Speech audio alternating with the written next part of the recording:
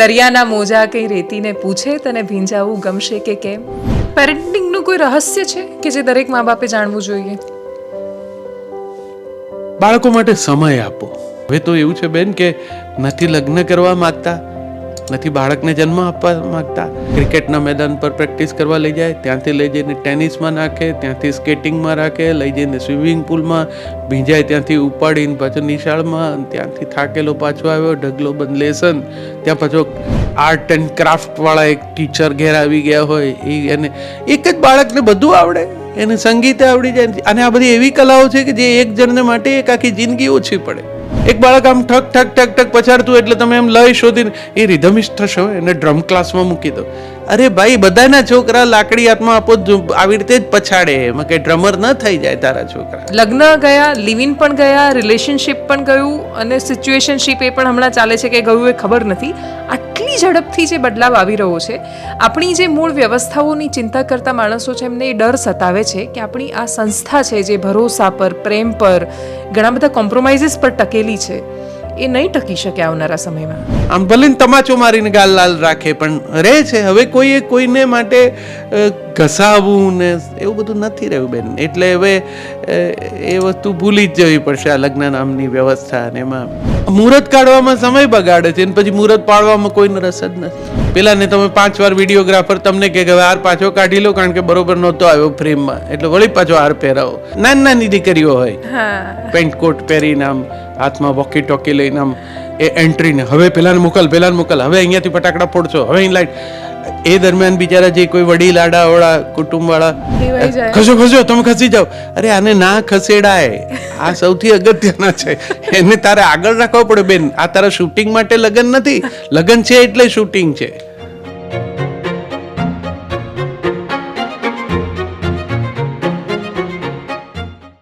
નમસ્કાર, uncut podcast સાથે હું છું દેવાંશી અને આજે હું કવિ અને સાહિત્યકાર સાથે તમારી મુલાકાત કરાવવાની છું.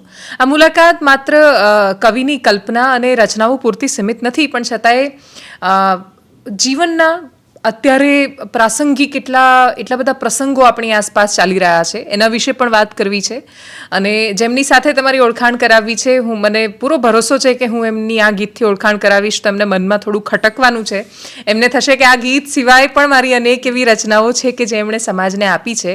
પણ તોય હું શરૂઆતમાં એ જ ક્લિશે ઓપનિંગ સાથે કહીશ કે દરિયાના મોજા કઈ રેતીને પૂછે તને ભીંજાવું ગમશે કે કેમ? એમ પૂછીને થાય નહીં પ્રેમ થી માંડીને ચોમાસું આવે તો મારું ચોમાસું ક્યાંક આસપાસ છે સુધીની રચનાઓના સર્જક કવિ શ્રી તુષાર શુક્લ આપણી સાથે છે. સર, આપનું ખૂબ સ્વાગત છે. Thank you. અને મને ખબર છે કે તમારી જ્યારે આ બે રચનાઓથી શરૂઆત કરવામાં આવે, ઓળખાણ કરાવવામાં આવે, ત્યારે તમારા મનમાં એક સ્વાભાવિક રીતે પ્રશ્ન થતો હશે કે આના સિવાય પણ મેં બહુ જ બધું લખ્યું છે. તમે આ સમયે આને કેવી રીતે જુઓ છો? કે સીમિત કર્યા તમને દર્શકોએ, ચાહકોએ આ બે રચનામાં, કે પછી તમને ખૂબ પ્રેમ આપ્યો એ રીતે? તમે કઈ રીતે જુઓ છો? હું એને પ્રેમ આપ્યો એ રીતે જોઉં. તે તો બહુ સારું કર્યું કે આ એક ગીત પસંદ કર્યું કહેવા માટે. હવે તો ક્યાંક કોલેજમાં કે યુવાનો હોય છે જ્યાં ત્યાં મારી ઓળખાણ આપતી વખતે તો અધ્યાપક મારું એક એવું ગીત ખાસ ટાંકે છે કે પેલું કહેવું ઘણું ઘણું છે પણ બોલી શકાય નહીં. હવે ફિલ્મનું ગીત, ફિલ્મનો પોતાનો પણ એક વિશેષ રંગ હતો. એ ફિલ્મ ખૂબ સરસ સફળ પણ થઈ. મને પોતાનો મારા માટે એક મજાનો અનુભવ હતો કે આ પેઢી જે તદ્દન નવી છે એના સુધી ગીત પહોંચે છે, પણ સીધું શબ્દોને બદલે સીધું ચૂમી શકાય નહીં. એટલે હું એમ જોઉં છું કે પૂછીને થાય નહીં પ્રેમનું જ એક્સટેન્શન છે, પણ જરા મુખર છે. કોઈ પણ સમયને જ્યારે આગળ જતા વાંચવામાં આવે ત્યારે એ સમયનું જે સાહિત્યનું સર્જન છે, કવિતાઓનું સર્જન છે, એનાથી ઇતિહાસકારો સમજવાની કોશિશ કરતા હોય છે કે એ યુગ કેવો રહ્યો હશે, એ સમયમાં શું થઈ રહ્યું હશે, કેવું લખાતું હશે, સમાજ જીવન, પ્રેમને કેવી રીતે લોકો વ્યક્ત કરતા હશે. તમે ખૂબ વર્ષોથી ગુજરાતી સાહિત્ય, સમાજ, બદલાતા માણસો એ બધાને જોઈ રહ્યા છો. વર્તમાન પર સીધા આપણે વાત કરીએ તો આજના સમયનું સાહિત્ય જે વંચાઈ રહ્યું છે, જે જોવાઈ રહ્યું છે, એ બધું જ જ્યારે ઇતિહાસકારો કોઈક સમયે ખંખોળશે ત્યારે એ ગુજરાતને કેવું જોશે? બદલાતું ગુજરાત તો દેખાશે. એટલે કે ગોવર્ધન રામથી ના સરસ્વતી ચંદ્રથી વાત શરૂ કરી અને પ્રેમ મારો મૂળ ગમતો વિષય અને મારો સ્થાયી ભાવ છે. લગભગ લવ ગુરુ જેવું કામ કર્યું. તો એમણે જે પ્રેમની વિભાવના આપી અને સરસ્વતીચંદ્રએ જે રીતે ચાહવાની વાત કરી, કલ્યાણ ગ્રામની વાત કરી, વ્યક્તિ કરતાં સમષ્ટિનો મહિમા એમણે કર્યો. હવે એ ગાળો હતો જ્યારે શરદબાબુ દેવદાસ લઈને આવેલા અને ગુજરાત ઉપર તો બંગાળની બહુ અસર અને પ્રેમ એટલે જ દેવદાસ, એટલે કે દેવદાસ થઈને પોતાના પ્રિયજન માટે પછી ઝૂરવું ને પછી બેહાલ થઈને મરવું ને હવે એ વધારે પડતી સંવેદનશીલતાનું પરિણામ હતું દેવદાસ. એની વચ્ચે ગુજરાતી ગોવર્ધનરામભાઈએ એક એવો તટસ્થ સમજદાર ગુજરાતી આપ્યો પ્રેમમાં કે જેણે કહ્યું કે બરોબર છે, પ્યાર સબ કુછ નહીં જિંદગી કે લીએ. તો એમાંથી પછી કલ્યાણ ગ્રામ સુધીનો વિચાર, ત્યાંથી શરૂ થયેલા ગુજરાતી સાહિત્યના રંગોમાં ઘણું બધું બદલાયું. ગાંધીજીના આવ્યા પછી પણ વાત બદલાઈ. પછી એમાં તો અંગત સ્નેહ જીવનને પણ થોડું બાજુએ રાખીને રાષ્ટ્ર પ્રત્યે સમર્પિત થવાની વાતને પ્રેમના બીજા ફ્રસ્ટ્રેશન વગેરે પણ આવ્યા અને ઘણું બધું એમાં પછી ફ્રોઈડ આવ્યા અને એમણે પણ જે આંગળી ચીંધીને બતાડ્યું કે તમારા આ વર્તનમાં તો આ જવાબદાર છે. તો એ પણ એ ગાળાના સાહિત્યકારોએ અનુભવ્યું, જોયું, સુષ્ઠું કહેવાય એવું પણ થોડુંક પણ એ રીતે અભિવ્યક્ત પણ કર્યું. આમ થાય ગુજરાતીઓ બહુ મુખર નથી એટલે જ આપણે ત્યાં જ્યારે પહેલવેલી વાર એ ગીત આવ્યું જે સૌથી વધુ લોકપ્રિય પણ થયું કે તારી આંખનો અફીણી, બોલનો બંધાણી, રૂપની પૂનમનો પાગલ. હવે ગુજરાતીઓ આટલું બધું ખોલીને સર્ટિફિકેટ નથી આપતા હોતા પણ અને આ ગીત એ વખતે મને યાદ છે ને આકાશવાણીના પ્રસારણોમાં આ ગીત ઉપર બંધી હતી કારણ કે આ ગીતને જરા વધારે પડતું બોલ્ડ છે એવું ગણતા. હવે તો આ ગીત બાળગીત લાગે એવા ગીતો આવી ગયા. પણ આમ ઘણું બધું બદલાતું ગુજરાત. આપણને તમે કહ્યું એમ જો ગીતોમાંથી જ એનો આલેખ તૈયાર કરવામાં આવે ને તો આ છેલ્લું મેં કહ્યું એવું શબ્દોને બદલે સીધું ચૂમી શકાય નહીં ત્યાં સુધી યુથનો એપ્રોચ આવ્યો તો છે. એટલે આ પેલા જેવું છે ફિલ્માંકનમાં, એટલે પેલા બે ફૂલ ટકરાતા, હવે કિસિંગ સીન આવી રહ્યા છે. આખું બહુ મોટું ટ્રાન્ઝિશન આવ્યું છે સમયની સાથે. અને તમે જ્યારે એ બદલાવને જુઓ છો, તમે કોલેજમાં જાઓ છો, એટલા બધા યંગસ્ટર્સને મળો છો, આજના યુવાનો માટે શું માની રહ્યા છો? ભાષાની ફરિયાદ સિવાય તમને કઈ ફરિયાદો અથવા બાકી બધું દેખાય છે? ફરિયાદ કરવાનું તો હવે ટાળી દીધું કારણ કે મેં જોયું કે શરૂઆતનો એક સ્વભાવ મારો એવો હતો, હું એના માટે થોડોક વધારે જાણીતો હતો કે હું કંઈ બરોબર ન હોય તો બહુ રાહ ન જોવું, તરત જ સૂચના મારો અભિપ્રાય આપું, ભૂલ પડી હોય તો કહું કે આ આમ નહીં. પછી સમૂહ માધ્યમના વિદ્યાર્થીઓ રજૂઆત કરનારા હોય તોય કહું, ક્લાસરૂમમાં હોય તોય કહું, મંચ ઉપરથી ગાતા હોય તોય કહેતો હતો.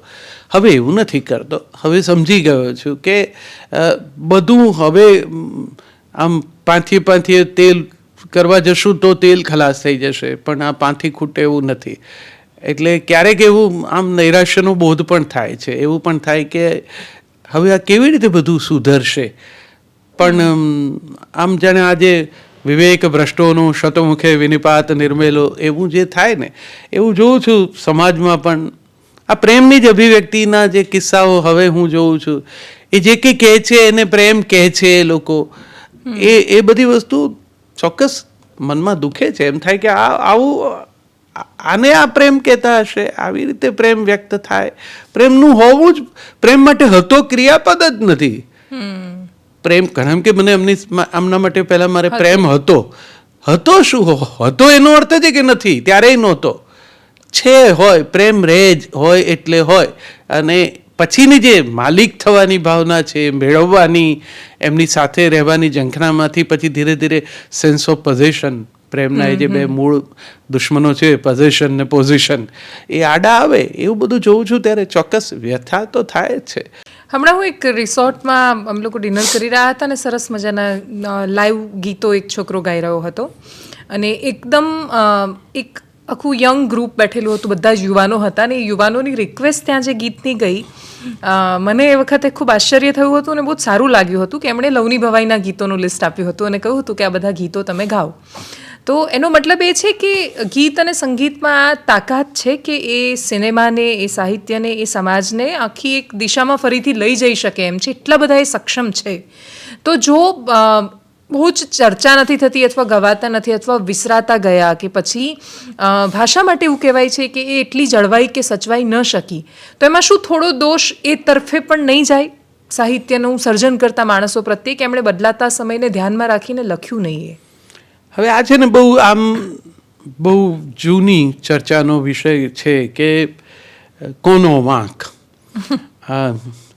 સર્જક એમ કહે છે કે અમે શા માટે સમાધાન કરીએ. ગાયક જેણે સીધો જ શ્રોતાની સન્મુખ જવાનું છે અને પાછું અર્થોપાર્જન એની સાથે જોડાયેલું છે, એ એમ ઈચ્છે છે કે થોડુંક આમને હું મારી સાથે રાખી શકું અને પરિણામે મને પણ વધારે કામ મળે, એવું કશું લખાય તો વધારે સારું. હવે માણસ પોતાના વ્હાઇટ આઇવરી ટાવરમાં જેટલું રહેવું એટલું રહી શકે, એટલે સર્જકને તો એ છૂટ છે. એમ કે સમાન ધર્મ આવે અને એને રસ પડે તો પડે, બાકી અમને કાંઈ રસ નથી. વચ્ચે તો સાહિત્ય એ રીતે ખૂબ લાંબો સમય, અમે જ્યારે લખવાનું શરૂ કર્યું ત્યારે એવો મહિમા હતો કે તમને રસ પડે, તમને સમજાય કે ના સમજાય, મારે આમ લખવું છે. પછી ધીરે ધીરે કરતા અને મને લાભ થયો કે હું આકાશવાણી સાથે જોડાયો એટલે કોમ્યુનિકેશનનો મહિમા સમજ્યો, કનેક્ટ. એ જો ન થઈ શકે તો એ સર્જન પુસ્તકોમાં રહે, એ લોકો સુધી ન પહોંચે. અને મારે લોકો સુધી પહોંચવા માટે હું તો સાહિત્યના અને ભાષા વિજ્ઞાન સાથે ભણીને આકાશવાણીમાં મજૂરભાઈઓનો કાર્યક્રમ રજૂ કરવા ગયેલો, એટલે હું કપડાં પણ જીન્સ ને ટી શર્ટ ને લાંબા વાળ રાખતો ને હું કામ કરતો તો મજૂરભાઈઓ માટેના કાર્યક્રમના કોમ્પેર મંજીભાઈ તરીકે. એટલે ત્યારે મારી શરૂઆતની શૈલી ભાષાની એ પેલા સાહિત્યના વિદ્યાર્થીની હતી અને અમારા વખતમાં તો સુરેશ જોશીની પ્રગાઢ અસર નીચે સર્જન, એટલે એ પ્રકારની અભિવ્યક્તિ એબ્સર્ડ પણ ત્યારે તો ખૂબ ચાલતું. પછી અમે સમજ્યા કે ભાઈ જો સમૂહ માધ્યમમાં વિશાળ સમૂહ સાથે તમારે જોડાવું હશે તો તમારી રજૂઆત, એ તમારી શબ્દ પસંદગી બધું એ પ્રકારનું હોવું જોઈએ કે જે કનેક્ટ થાય. એટલે આવનારા સમયમાં સર્જકો જો એ સહેજ ધ્યાન રાખે. તમે લવની ભવાઈના ગીતોનો ઉલ્લેખ કર્યો, સરસ વાત છે. તમે જુઓ કે સાંવરિયો રે મારો સાંવરિયો, હું તો ખોબો માગું ને દઈ દે દરિયો, કવિ રમેશ પારેખનું ગીત. રમેશભાઈએ ગીત ફિલ્મ માટે લખ્યું, નસીબની બલિહારી માટે. ગૌરાંગભાઈએ સ્વરબદ્ધ કર્યું. આ ફિલ્મ ગીત છે અને ગુજરાતી સુગમ સંગીત, કાવ્ય સંગીત, જે નામથી તમે ઓળખો, એમાં આ ગીત ગવાય જ છે. ન ગવાય તો કાર્યક્રમ અધૂરો લાગે. એટલે સિનેમાના ગીતોનો એવો ઇતિહાસ આપણી પાસે રહ્યો છે અને એક સમયે તો કેવા સમર્થ ગીત કવિઓએ સિનેમા માટે લખ્યું. કાશીનો દીકરો તો એક એવું અદ્ભુત અપવાદ પણ ગણીએ કે જેમાં બધાએ ઉત્તમ ગીત કવિઓની કૃતિઓ ક્ષમુભાઈ દિવેટિયાએ સ્વરબદ્ધ કરી.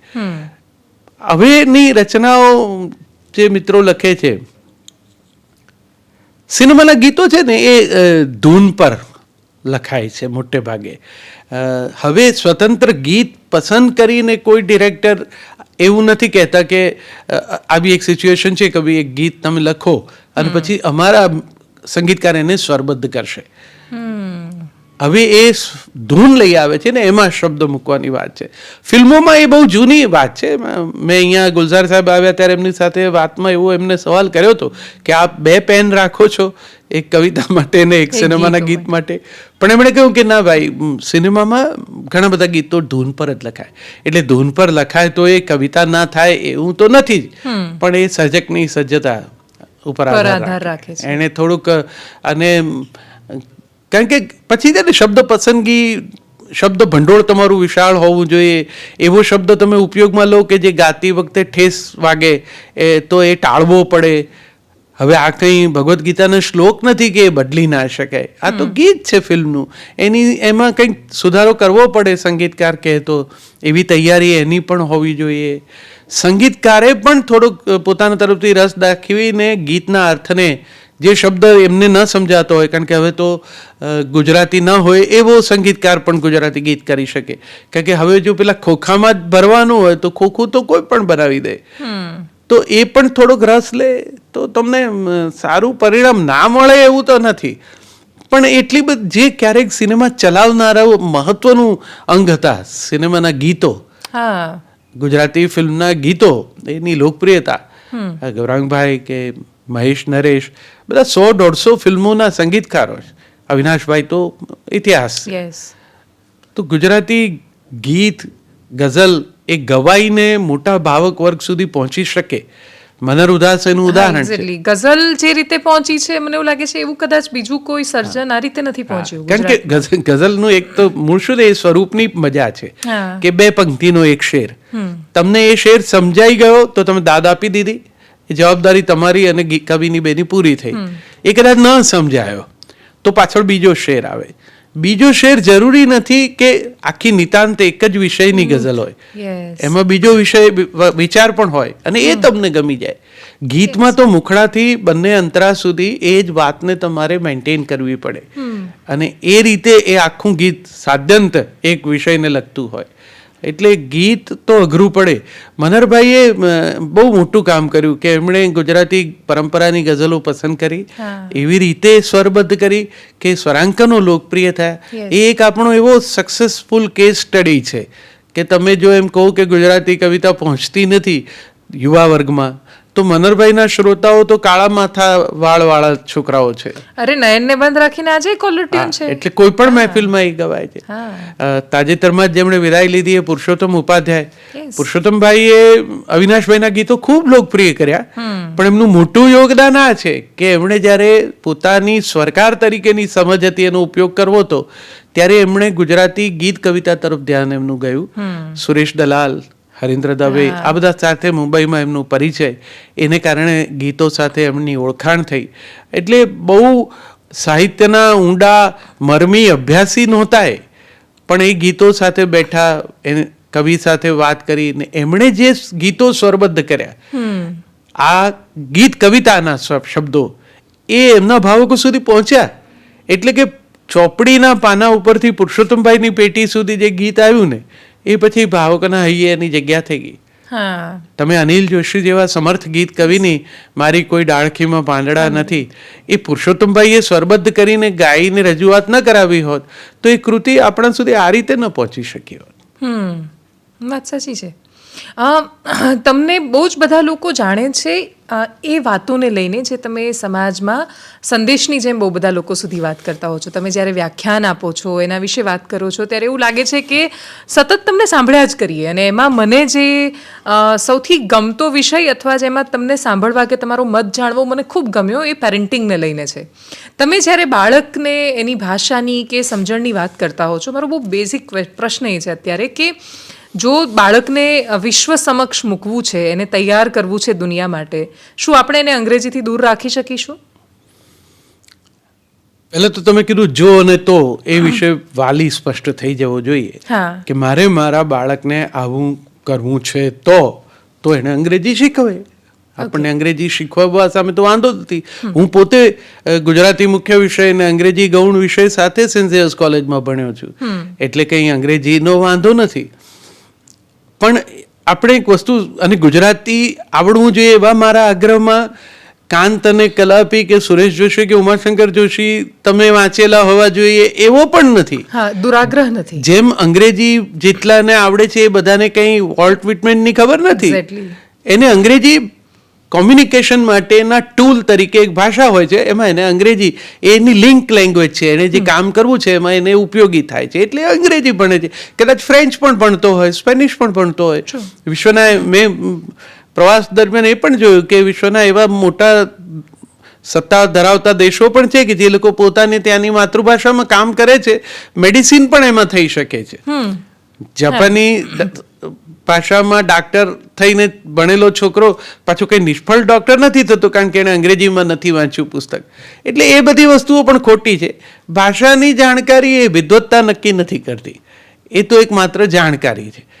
હવે વિશ્વ ફલક ઉપર જે પ્રકારના વ્યવહારો છે એમાં આપણા બાળકે ભવિષ્યમાં ગોઠવાવાનું હોય તો સ્વાભાવિક છે કે એને બીજી ભાષા આવડવી જોઈએ. તો ભાષા વિજ્ઞાન તો એવું કહે જ છે કે તમને એક ભાષા સારી આવડે ને તો તમે બીજી ભાષા તરત શીખી જ શકો. કોઈ તકલીફ વગર આપણા ઘરે કામ કરવા આવનારા રાજસ્થાનના છોકરાઓ સાથે આપણા ઘરના વડીલો જે રીતે કામ પાડે છે, આપણે જે રીતે એને સૂચનાઓ આપીએ છીએ, ગીઝર બંધ કરી દે, એના ઘેર ગીઝર નથી. રાજસ્થાનની એની ભાષામાં પણ ગીઝર શબ્દ નથી, ગીઝર અંગ્રેજી જ છે. એને ખબર પડી જાય છે કે શું બંધ કરવાનું કીધું. એનો અર્થ કે આ કાનની કળા છે. તમારે એ કામ પડ્યું છે કારણ કે તમારે અહીંયા નોકરી કરવી છે તો તમારે એટલી સજ્જતા કેળવવી પડશે. એટલે એ એવા બધા શબ્દ સમૂહોથી ટેવાઈ જાય છે કે જે બીજી ભાષાના છે.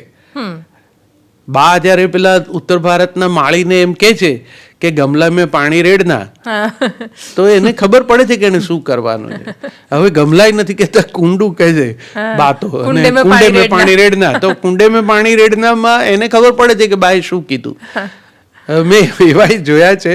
નિખાલસ ઇકરારમાં આપણે એમ કેવું છે કે અમેરિકા જઈએ ને તો જેવું JFK નજીક આવે એટલે ભણેલા ગણેલા મિત્રો પણ એક આખું વાક્ય અંગ્રેજીમાં ગોઠવે કે જે પેલો ઇમિગ્રેશન અધિકારી આપણને પૂછે કે કેમ અમેરિકા આવવું થયું, તો તમારે એને ભૂલ વગરના અંગ્રેજીમાં સાચા વ્યાકરણથી ઘડાયેલા વાક્યથી જવાબ આપવો છે. કારણ કે આપણે બધા અંગ્રેજી ભાષા તરીકે ભણ્યા છીએ એટલે આપણે વ્યાકરણ દોષ પણ ટાળવાનો પ્રયત્ન કરીએ છીએ. હા, એ લોકોનું વ્યાકરણ બહુ ખરાબ હોય છે. હવે આપણે આખું માંડ એક ગોઠવ્યું હોય તો બાજુમાં જે માસી બેઠા હોય એ તમને પેલું ફોર્મ પકડાવે હાથમાં, ભઈલા ભરી દે ને, એટલે આપણે ભરી દઈએ. બા તો આરામથી બેસે છેક સુધી, આખી યાત્રામાં પગ ઉપર લઈને પેલું એ લોકોનું ખાવાનું ન ખાય, પોતાના થેપલા ખાય. ઉતરીને તમારી આગળ એ ઇમિગ્રેશન ઓફિસર પાસે જઈને કાગળ પકડાવે હાથમાં, પેલો ભાઈ પૂછે તો બા એને મુદ્દા પરથી વાર્તા જ કહે. એમ કે એનો સન બેબી 6, એટલે પેલા સમજી જવાનું કે બા 6 મહિના પહેલા પાછા નહીં જાય, છોકરાને ઘેર છોકરું આવ્યું છે.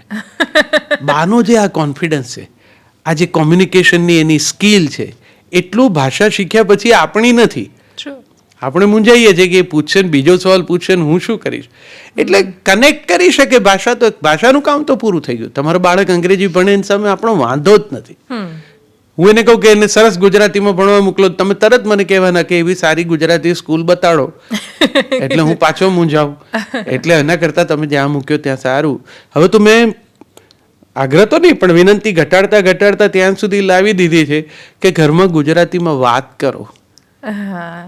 હિન્દીમાં કેમ વાત કરે છે? તમને શું સમજાવ્યું છે? મેં એવા અનેક મા બાપ જોયા છે જે પોતાના બાળક સાથે, બહુ જ નાના બાળક સાથે હિન્દીમાં વાત કરે છે. બીજું કે એ બહુ જ ખરાબ હિન્દી બોલે છે.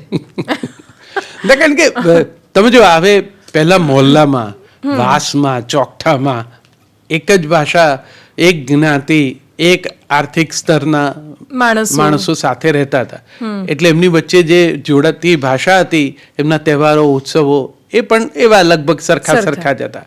હવે એ જે આમ ફેલાયેલું હતું હવે આમ થઈ ગયા ટાવર, અને ટાવરમાં તો બધા જ રહે. હવે એ બધાના છોકરા નીચે રમવા આવે ત્યારે તમારું બાળક પણ એમાં એક છે.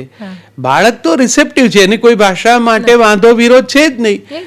જેનાથી એના ભાઈબંધો બહેનપણીઓ સાથે એનું કામ સરળ થાય એ શબ્દો એ પોતાના વાતચીતમાં લઈ જ લે.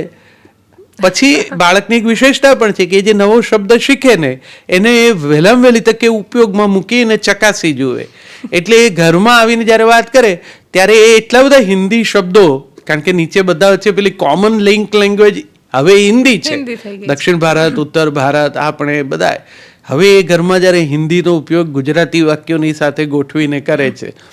હવે આપણને થોડુંક એમ થઈ ગયું કે બધા જોડે વાત કરવી હશે તો અંગ્રેજી કદાચ આપણું એટલું બધું સારું નથી, તો હિન્દીનો આશરો લેવામાં કંઈ ખોટું નથી.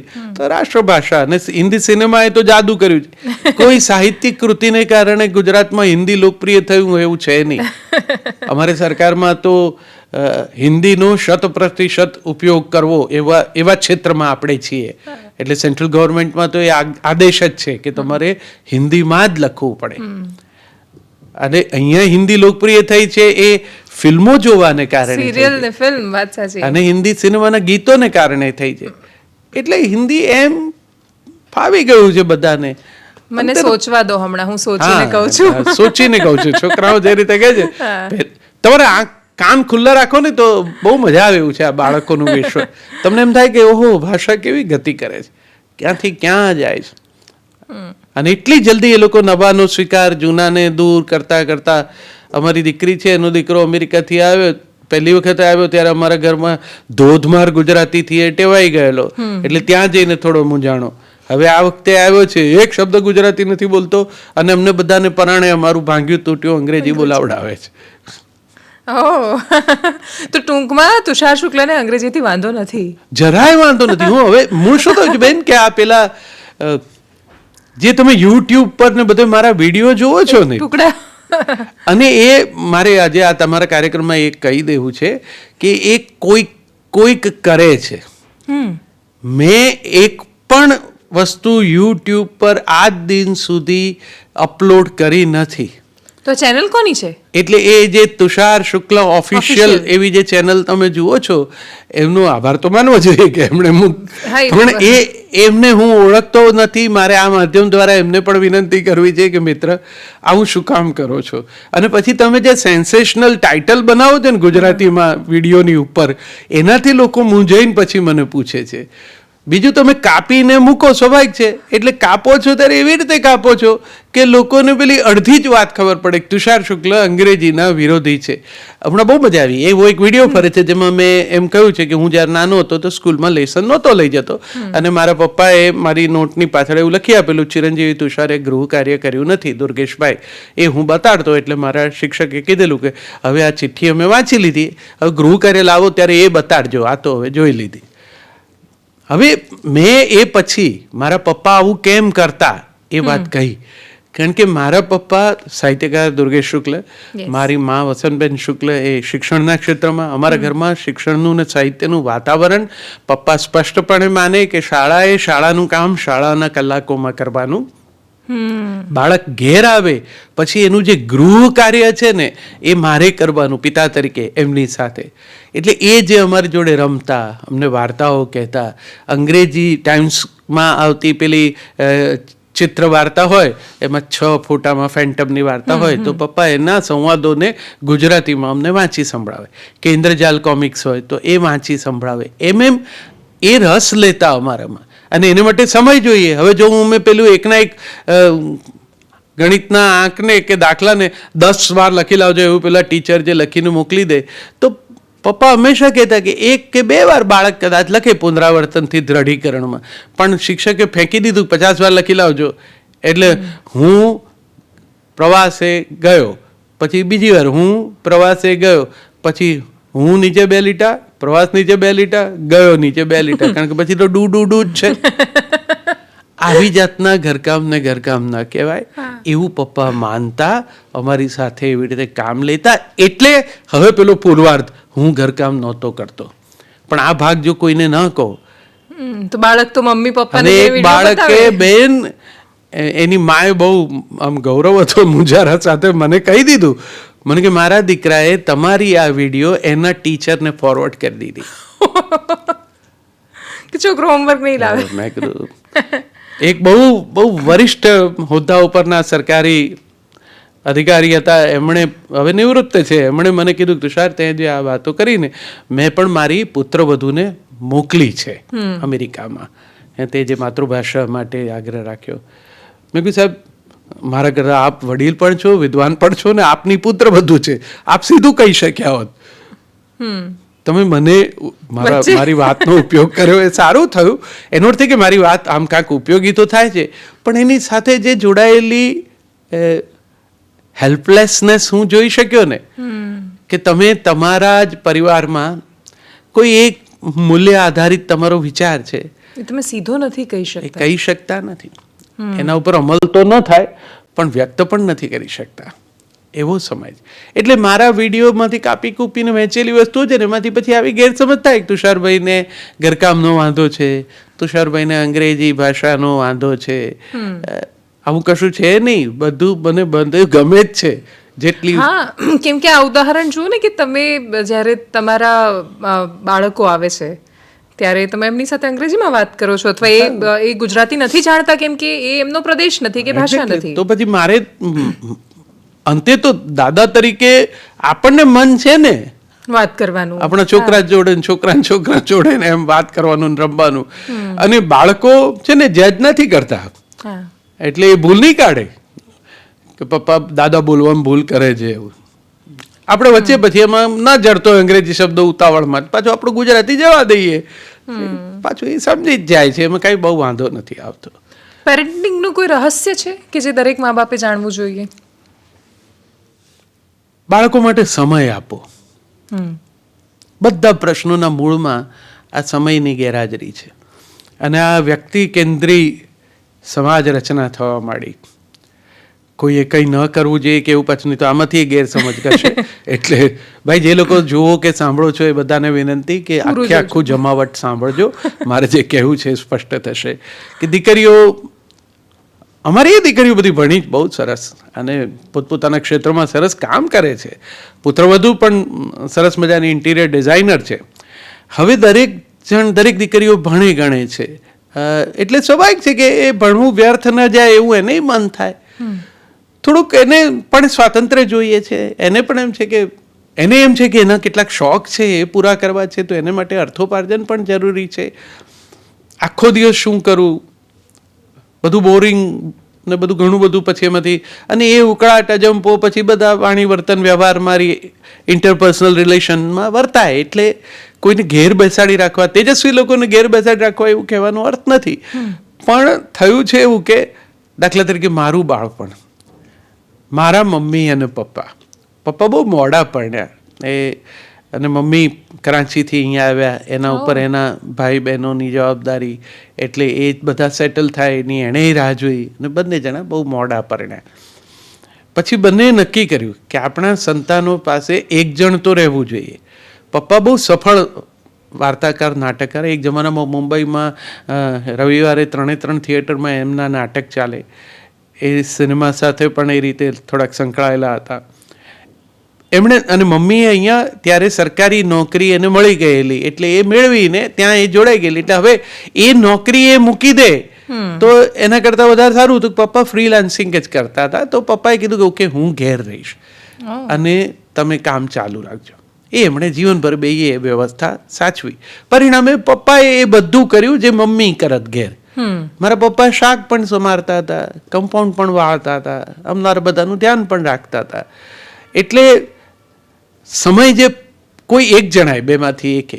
અને હું તો હવે કહું છું બેઉ કામ કરતા હો તો બેઉ ભલે કામ કરો, પણ ટાઈમ ટેબલ એવું કંઈક ગોઠવી શકાય કે જેમાં બાળક માટે તમે સમય આપી શકો.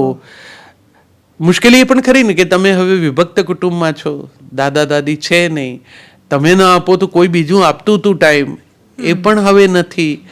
તો આ બાળકને એ કોનું છે એ વિશે કોઈએ અનુભવ તો કરાવવો જોઈએ ને કે તું રડીશ તો અમને નહીં ગમે, અમે તને રમાડશું, શાનું રાખવા માટે પ્રયત્ન કરશું, તારા આંસુ અમારા માટે મહત્વના છે, તું અમારું સામે જોઈને હસીશ તો અમારી માટે ધન્યતા છે. કારણ કે આ બાળક જ્યાં સુધી, હવે તો એવું છે બેન કે નથી લગ્ન કરવા માગતા, નથી બાળકને જન્મ આપવા માગતા, એમની ઈચ્છાનો પ્રશ્ન છે. પણ બાળક ઝંખતા હોય એને બરોબર ખબર છે કે ન આવે ત્યાં સુધી જે તીવ્રતા એમના હૃદયમાં, લોકો શું કહે છે એને મારો ગોળી, તમારી પોતાની ઝંખના. હવે એવું બાળક આવી ગયા પછી જો તમે એને માટે સમય ન ફાળવો, એ 2-2.5 વર્ષનું થાય એ છોકરાને નિશાળમાં મૂકવા જાઓ, નિશાળવાળા તમારા એ સ્વભાવનો દુરુપયોગ કરીને તમારી પાસે સારા એવા પૈસા લે, ઇન્ટરવ્યૂ લે અને તમને લાઈનમાં બેસાડે ફોર્મ ભરવા માટે.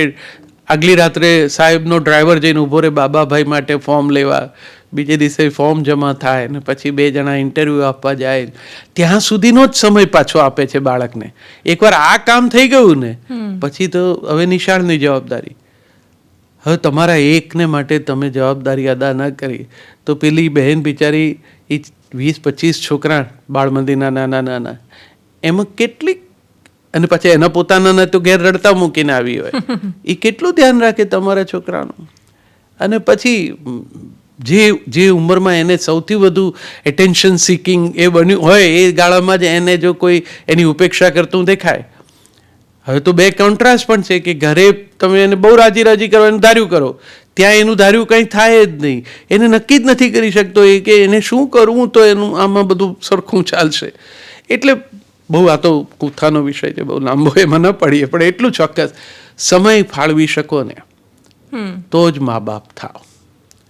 એક બહુ સુંદર જૂનું અંગ્રેજી પુસ્તક છે, એનું ગુજરાતી એ જમાનામાં થયેલું, મા બાપ થવું આકરું છે. એટલે જરાય સહેલું નથી. આ ટાઈમ પાસ એક્ટિવિટી નથી. હા, એક્ઝેક્ટલી. અને આ કોઈ પેલું પેઢી વધારવા માટે માત્ર કરી દીધેલું કોઈ ફૂલ શારીરિક ટાઈમ કામ છે. નથી. તમે કારણ કે તમારું એક સમયસરનો હોકારો બાળકના જીવનમાં એવો આત્મવિશ્વાસ ભરે, અને તમારા બેધ્યાનપણામાં થઈ ગયેલી ઉપેક્ષા બાળકને જીવનભર ખટકે. આ એટલું બધું બારીક છે કે આને તમારે કેઝ્યુઅલી ના લેવું જોઈએ. એને એવું લાગે ને કે આપણે નહીં પહોંચી વળીએ તો રહેવા દેવું, કાં તો પરણવું જ રહેવા દેવું, અને કાં તો બાળક લાવવું રહેવા દેવું. પણ અને પછી એક આવે ત્યારે એના પર જુલમ ન કરવો. એકને જ તમારે બધું કરાવી દેવું, એકને તમારે, કારણ કે તમે ડાન્સર ન થઈ શક્યા એટલે આને ડાન્સ કરવાનો, કારણ કે તમને કરાટે ના આવડે એટલે આને કરાટે શીખી જવાનું. આવી હાલત જો કરો, હું કેટલાક છોકરાઓને જોઉં છું સવારથી એની પેલી સુપર મોમ એને લઈને અહીંયા વોશિંગ પેલા શું ક્રિકેટના મેદાન પર પ્રેક્ટિસ કરવા લઈ જાય, ત્યાંથી લઈ જઈને ટેનિસમાં નાખે, ત્યાંથી સ્કેટિંગમાં રાખે, લઈ જઈને સ્વિમિંગ પુલમાં ભીંજાય, ત્યાંથી ઉપાડીને પાછો નિશાળમાં, ત્યાંથી થાકેલો પાછો આવ્યો, ઢગલો બંધ લેસન, ત્યાં પાછો આર્ટ એન્ડ ક્રાફ્ટવાળા એક ટીચર ઘેર આવી ગયા હોય, એ એને એક જ બાળકને બધું આવડે, એને સંગીત આવડી જાય. અને આ બધી એવી કલાઓ છે કે જે એક જણને માટે એક આખી જિંદગી ઓછી પડે. તમે એમ કહો છો કે અમે એને એક્સપોઝર આપીએ છીએ, પણ એક્સપોઝર થકવી નાખે છે. તમે સમય જ આપો ને, એક્સપોઝર ના આપતા. તમે તો શાંતિથી નક્કી કરો જોઈને એને રમતું કે તમારા બાળકને શેમાં રસ છે. હવે થોડુંક એક બાળક આમ ઠક ઠક ઠક ઠક પછાડતું એટલે તમે એમ લય શોધીને એ રિધમિસ્ટ થશો, એને ડ્રમ ક્લાસમાં મૂકી દો. અરે ભાઈ, બધાના છોકરા લાકડી હાથમાં આપો આવી રીતે જ પછાડે, એમાં કંઈ ડ્રમર ન થઈ જાય તારા છોકરા. મારે અમને બહુ આકરું પડે, પણ ભાઈ છે ને કોઈ મનમાં ન લેવું. આ મારી અંગત માન્યતાઓ છે. હું તો એટલું તમને હાથ જોડીને કહું કે બને એટલો સમય આપજો છોકરાઓને. ના, વાત સાચી છે તમારી. અને હું મતલબ મને મમ્મી બને હમણાં થોડા જ વર્ષો, 3-4 વર્ષ જ થયા છે, એટલે હું રિલેટ કરી રહી છું આ બધું જ, કે આ બહુ અતિશય અઘરું કામ છે. જેટલું લાગે છે એટલું આ સરળ નથી હોતું, અને એમાંય કામ કરતાં કરતાં તો બિલકુલ સરળ નથી હોતું. અને પ્રાયોરિટી કોઈ પણ સંજોગોમાં તમારું બાળક જ રહેવું જોઈએ. મારી માં નોકરી કરતી હતી બેન, પણ એને અર્થ એવો નહીં કે એણે મારું ધ્યાન ન રાખ્યું. એક્ઝેક્ટલી. મને ગણિત બિલકુલ ના આવડે, આજ દિને ન આવડ્યું. હું એસએસસીમાં ગણિત વગર પાસ થવા માટેની મારી તૈયારી થઈ ગયેલી. મમ્મીનું ગણિત પણ સરસ, ભાષા પણ સરસ, પપ્પાની ભાષા સરસ, એટલે પપ્પાને એમ થાય કે ચાલશે ગણિત નહીં. મમ્મીને એવું હતું કે એસએસસીની માર્કશીટમાં ગણિતમાં તું હોવો જોઈએ, પાસ થયેલો પણ ગણિતમાં હોય તો સારું. એવું એ મારી બાજુમાં બેસે, એસએસસીમાં હું હતો, સ્લેટમાં દાખલા ગણે, હું ઓબ્ઝર્વરની જેમ એને દાખલા ગણતી જોયા કરું. બસ આમ એના આધારે હું પરીક્ષા આપી. મેં થયું એવું કે ગણિતમાં વધારે માર્ક આવ્યા ને ગુજરાતીમાં ઓછા આવ્યા. એટલે એટલા કામ વચ્ચે, એની નોકરી વચ્ચે એણે અમારા માટે જે ફાળવો હતો એ સમય ફાળવ્યો જ. એણે બધું બનાવ્યું જ જમવાનું, જે કંઈ એક લોઅર મિડલ ઇન્કમ ગ્રુપના ઘરમાં છોકરાઓની ઈચ્છાઓ પ્રમાણેના ખાવાના બની શકે. તો એ દિવાળી ઉપર મોહનથાળ બનાવે તો એટલો એક મોહનથાળ થોડોક એ બનાવતી, એક થોડા ઘૂઘરા બનાવતી, અહીંયા 3 દરવાજે લાઈનમાં ઊભી રહીને બિસ્કિટ પડાવતી, એ બધું. અને પોતે જતી, અમે એને ભેગા જ હતા. એટલે એ જે મા સાથેનું અમારું ટ્યુનિંગ એને કારણે રહ્યું. અને અમને પણ હવે અત્યારે સમજાય છે કે એ એટલી બધી વ્યસ્તતા વચ્ચેથી આવું બધું, કે અમે 5 ભાઈ બહેન, આજે 5 જણા પોતપોતાના ક્ષેત્રમાં એકબીજાથી સાવ જુદા જુદા અભ્યાસક્રમોમાં બધા છીએ. ઓકે. અને બધા જ શું કરે છે તમારા ભાઈ બહેન? મોટો ભાઈ છે એ બેન્કર હતો અને નિવૃત્ત થયો, એક મોટી કોર્પોરેટ કંપનીનો પર્સનલ વિભાગમાં કામ કરીને Okay. હું ઓલ ઇન્ડિયા રેડિયો સાથે જોડાયો. મારાથી નાની બેન છે, બહુ મોટી ડૉક્ટર છે અમેરિકામાં. એનાથી નાની છે, ઇકોનોમિક્સની પ્રોફેસર છે. અને એનાથી નાનો જે ભાઈ છે એ બહુ મોટો સફળ આર્કિટેક્ટ છે. આર્કિટેક્ટ થયા પછી એણે લો પણ કમ્પ્લીટ કર્યું છે. એ મોટી મોટી અહીંયાની IIM જેવી સંસ્થાઓમાં ફેકલ્ટી તરીકે લેક્ચર પણ આપે છે. બધા ગુજરાતી મીડિયમમાં. અને અત્યારે ધાણી ફૂટ અંગ્રેજી એમાંના કેટલાક તો બોલે જ છે. એટલે અમેરિકામાં ડોક્ટર છે. એટલે બહુ સરસ રીતે એના છોકરાઓ સરસ રીતે અમેરિકામાં ડાક્ટરો છે. બધું પણ બધાને એક ખબર છે કે આપણા મૂળ એ દુર્ગેશ શુક્લ અને વસંતબેન શુક્લના છોકરાઓમાં છે ને. સુરેન્દ્રનગરના વઢવાણમાં છે. હા, બિલકુલ. ઔદિત્ય સહસ્ત્ર બ્રાહ્મણ છું હું ઝાલાવાડનો, એમાં ના જ નહીં. અને મારી ભાષામાં, કારણ કે હું ભાષા વિજ્ઞાનનો વિદ્યાર્થી રહ્યો છું એટલે ભાષા બહુ શુદ્ધ, પરિશુદ્ધ અને શુદ્ધ ગુજરાતી છે. પણ એનો અર્થ એવો નહીં કે હું ઈચ્છું ત્યારે મારી બોલીમાં પાછો વળીને ઘા ના કરી શકું. એટલે એ પણ એટલી જ આવડત છે. 24/7 પોએટ નથી. હા, એક્ઝેક્ટલી. એક મને પેરેન્ટિંગમાં હજી એક નાનકડો પ્રશ્ન છે ને, એ છે એક બહુ જ સરળતાથી બોલાતું વાક્ય છે કે દાદા દાદી છોકરાઓને બગાડી દે છે. આમાં શું ઓપિનિયન છે તમારો? હા, બગાડે. એના છોકરાના છોકરા છે તે બગાડે તો ખરું ને. કારણ કે એના છોકરાઓના મનમાં સુધરેલું એટલે શું એનો ખ્યાલ જ સાવ ખોટો છે. એટલે એને આ જે કરે છે એ બગાડેલા લાગે છે. તારી જોડે હમણાં આવું જ કામ પાડ્યું હતું. હવે તને એ ઉગી નીકળ્યું છે ત્યારે તું અત્યારે જ્યાં જે કંઈ છું તે છું. આમાંનો એક પણ સફળ પિતા કે માતા જે છે અત્યારે સારી સારી જગ્યાઓ પર એવો ઇનકાર તો કરી શકે એમ નથી કે એમના મા બાપે એમની તાલીમ નથી બરોબર કરી. એમનું યોગદાન તમારામાંય છે. તમે ભાગશાળી છો કે હવે તમારા છોકરાઓમાં પણ એ યોગદાન આપી રહ્યા છે. પણ એક વયનો ભેદ હોય ને એ થોડા કૂણા પાડે. એટલે હું મારા દીકરા જોડે સ્ટ્રિક્ટલી વર્તી શક્યો હોઉં એવું એના દીકરા જોડે ના વર્તી શકું. એમાં સ્વાભાવિક છે કે મને થોડીક દોરી છોડવાનું હશે. એમ કંઈ વાંધો, આજે નહીં તો કાલે, અત્યારે નથી ફાવતું, રહેવા દે, કંઈ નથી કરવું. હવે અત્યારે એવું થાય જ છે. આ છોકરીઓ આવે એની દીકરીઓ બધાને લઈને હોમવર્કનું ગાંઠપણ લઈને જે અમારી દીકરીઓને એમની દીકરીઓને સાથે એ લોકો માઓ કામ પાડે છે એ મારાથી બધા એમને આઘા જ રાખે. એટલે જ કે આને કહેશું ને એટલે કહે છે કે અત્યારે રહેવા દો, એ નથી કરવું ને તો ચાલશે, રહેવા દો, એવું ના ચાલે. કાલ ટીચર એને આમ કહે છે, તારે ઠીક છે, હવે શનિ રવિ હશે ને ત્યારે જ એને અહીંયા મોકલીશું, આવું બધું કે મને. હવે હું સમજુ કે સાચી વાત છે. એમની શાળાઓના શિક્ષકોનો અભિગમ એમાં આવું બધું હોય છે. અને અમને તો આની ટેવ જ નથી. એટલે હવે કેવી રીતે એમને સમજાવવું કે બેટા એના સિવાય પણ બીજું ઘણું બધું એ શીખી શકશે, અમારી જોડે રહેશે, વાતો કરશે. તો પણ હવે એ આ સમયગાળામાં જેમ જીવાતું હોય ને એમ જીવવું પડે બેન. એમાં આપણે અને એવું કંઈ કરવા જાય છે દાદા દાદી, એટલે દાદા દાદી ગમતા નથી. પણ ન ગમે તોય હું તો કહું છું રાખો તો ખરા એમને. બહુ ફેર પડશે. ઘરમાં રાખો. દાદા દાદી ઘેર હશે ને બહુ મોટો ફેર પડશે. તમને જ બહુ મજા પડશે. કારણ કે તમે બે જણા ધાર્યા ત્યારે ધારો ત્યાં જતા રહી શકશો. અને આ બે જણા કંઈ ના નહીં પાડે અને સાચવશે છોકરાને. કારણ કે મૂડીનું વ્યાજ છે એ. વાત સાચી છે ને. હંમેશા વ્યાજ બહુ વાલું હોય. દાદા દાદીને બાળકો હંમેશા બહુ વાલા હોય, એમાં કોઈ સવાલ જ નથી. લગ્ન જીવન અને આપણે જે હમણાં જ વાત થઈ કે વિભક્ત કુટુંબો કરતાં પણ હમણાં જે સર્વે સામે આવ્યું કે એમાં સવાલ એ છે કે હવે યુવાનો લગ્ન જ નથી કરવા માંગતા, એ બંધાવા નથી માંગતા. આ બંધાવા ન માંગતી જે પેઢી છે, આ યુવાનો છે, એની પાછળ એમના બહુ બધા કારણો છે. એ કારણોને તમે આમ નકારી શકો એવા પણ નથી સાવ. પણ આપણે જેમ વાત થઈ ને કે તમને એવું લાગે છે કે તમે એ જવાબદારીનું વહન નહીં કરી શકો તો ન લાવો બાળક. એ લોકો એમ કહે છે કે બસ હવે અમે જ નક્કી કર્યું, અમે લિવ ઇનમાં રહીશું. અમે બહુ બધા નવા નવા શબ્દો છે, મને એક્ઝેક્ટ આવડતા નથી જેન્ઝીના, પણ એ બધા ઘણું બધું કંઈક કરતા રહે છે એમ. દર થોડા ટાઈમે કોઈ ગમે છે, કોઈ નથી ગમતું, સિચ્યુએશનશિપ એવું કંઈક છે. આવું બધું ચાલે છે. એટલે લગ્ન ગયા, લિવ ઇન પણ ગયા, રિલેશનશિપ પણ ગયું, અને સિચ્યુએશનશિપ એ પણ હમણાં ચાલે છે કે ગયું એ ખબર નથી. આટલી ઝડપથી જે બદલાવ આવી રહ્યો છે, આપણી જે મૂળ વ્યવસ્થાઓની ચિંતા કરતા માણસો છે એમને એ ડર સતાવે છે કે આપણી આ સંસ્થા છે જે ભરોસા પર, પ્રેમ પર, ઘણા બધા કોમ્પ્રોમાઇઝીસ પર ટકેલી છે, એ નહીં ટકી શકે આવનારા સમયમાં. બિલકુલ ને. બધાની ચિંતાનો વિષય એ હોવો જોઈએ. પણ ચિંતા કરે એવી જે પેઢી છે એના મને લાગે છે અમે લોકો છેલ્લા પ્રતિનિધિઓ છીએ.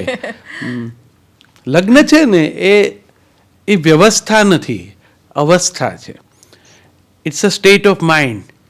તમને એમ લાગવું જોઈએ કે મારે આમની સાથે આ સંદર્ભે રહેવું છે.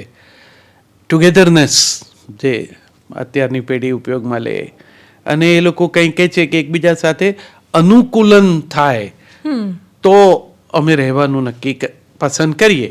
અને મને લાગે છે મિતાઈની, મારા દીકરાની એક ફિલ્મનો એની આધાર પણ આવો જ કંઈક હતો કે એ લોકો એવું નક્કી કરે છે કે પહેલાં આપણે જોડે રહી જોઈએ અને પછી આપણે નક્કી કરશું કે પરણવું કે નહીં. હવે આવું બધું વિષયો તરીકે પણ આવવા માંડ્યું, અને એક જમાનામાં તો આ નેચરલી આ સ્વીકૃત ન હોય. આપણે અત્યારનો સમય છે તો એ સ્વીકારીએ બંનેની ઓનેસ્ટી, કારણ કે હવે બધું બદલાઈ ગયું. પહેલાં તો સાથે રહેવાવાળી વાતમાં જ બધા ઘણા બધા ગૂંચવાડા હતા, એટલે એમાં નથી આપણે કંઈ પડવું. પણ એ એટલી ઝડપથી જાણે ઘર ઘર રમતા હોય ને, જ્યાં હું નથી રમતો, જ્યાં હું નથી રમતી, કઈને ઊભા થઈ જાય છે. આપણે જેના લગ્નના રિસેપ્શનમાં ચાંદલો કરીને ઘેર હજુ પહોંચીને બાસુદી સારી હતી કે મોડી હતીની વાત કરતા હોય, ત્યારે એ લોકો ખાધા ખોરાકીની રકમ નક્કી કરતા હોય. ઊભા ઊભા જ એમને અનુકૂળતા ના રહી હોય એકબીજા માટે. કઈ વાતનું કોને ક્યારે વાંધો પડશે એ ખબર નથી. એટલે સારું છે કે આટલા પ્રામાણિક છે કે નક્કી કર્યું છે કે ભાઈ એવી આટલું બધું જો અસ્થિરતા રહેતી જ હોય મનને, તો એના કરતાં આ બંધાવવું નથી.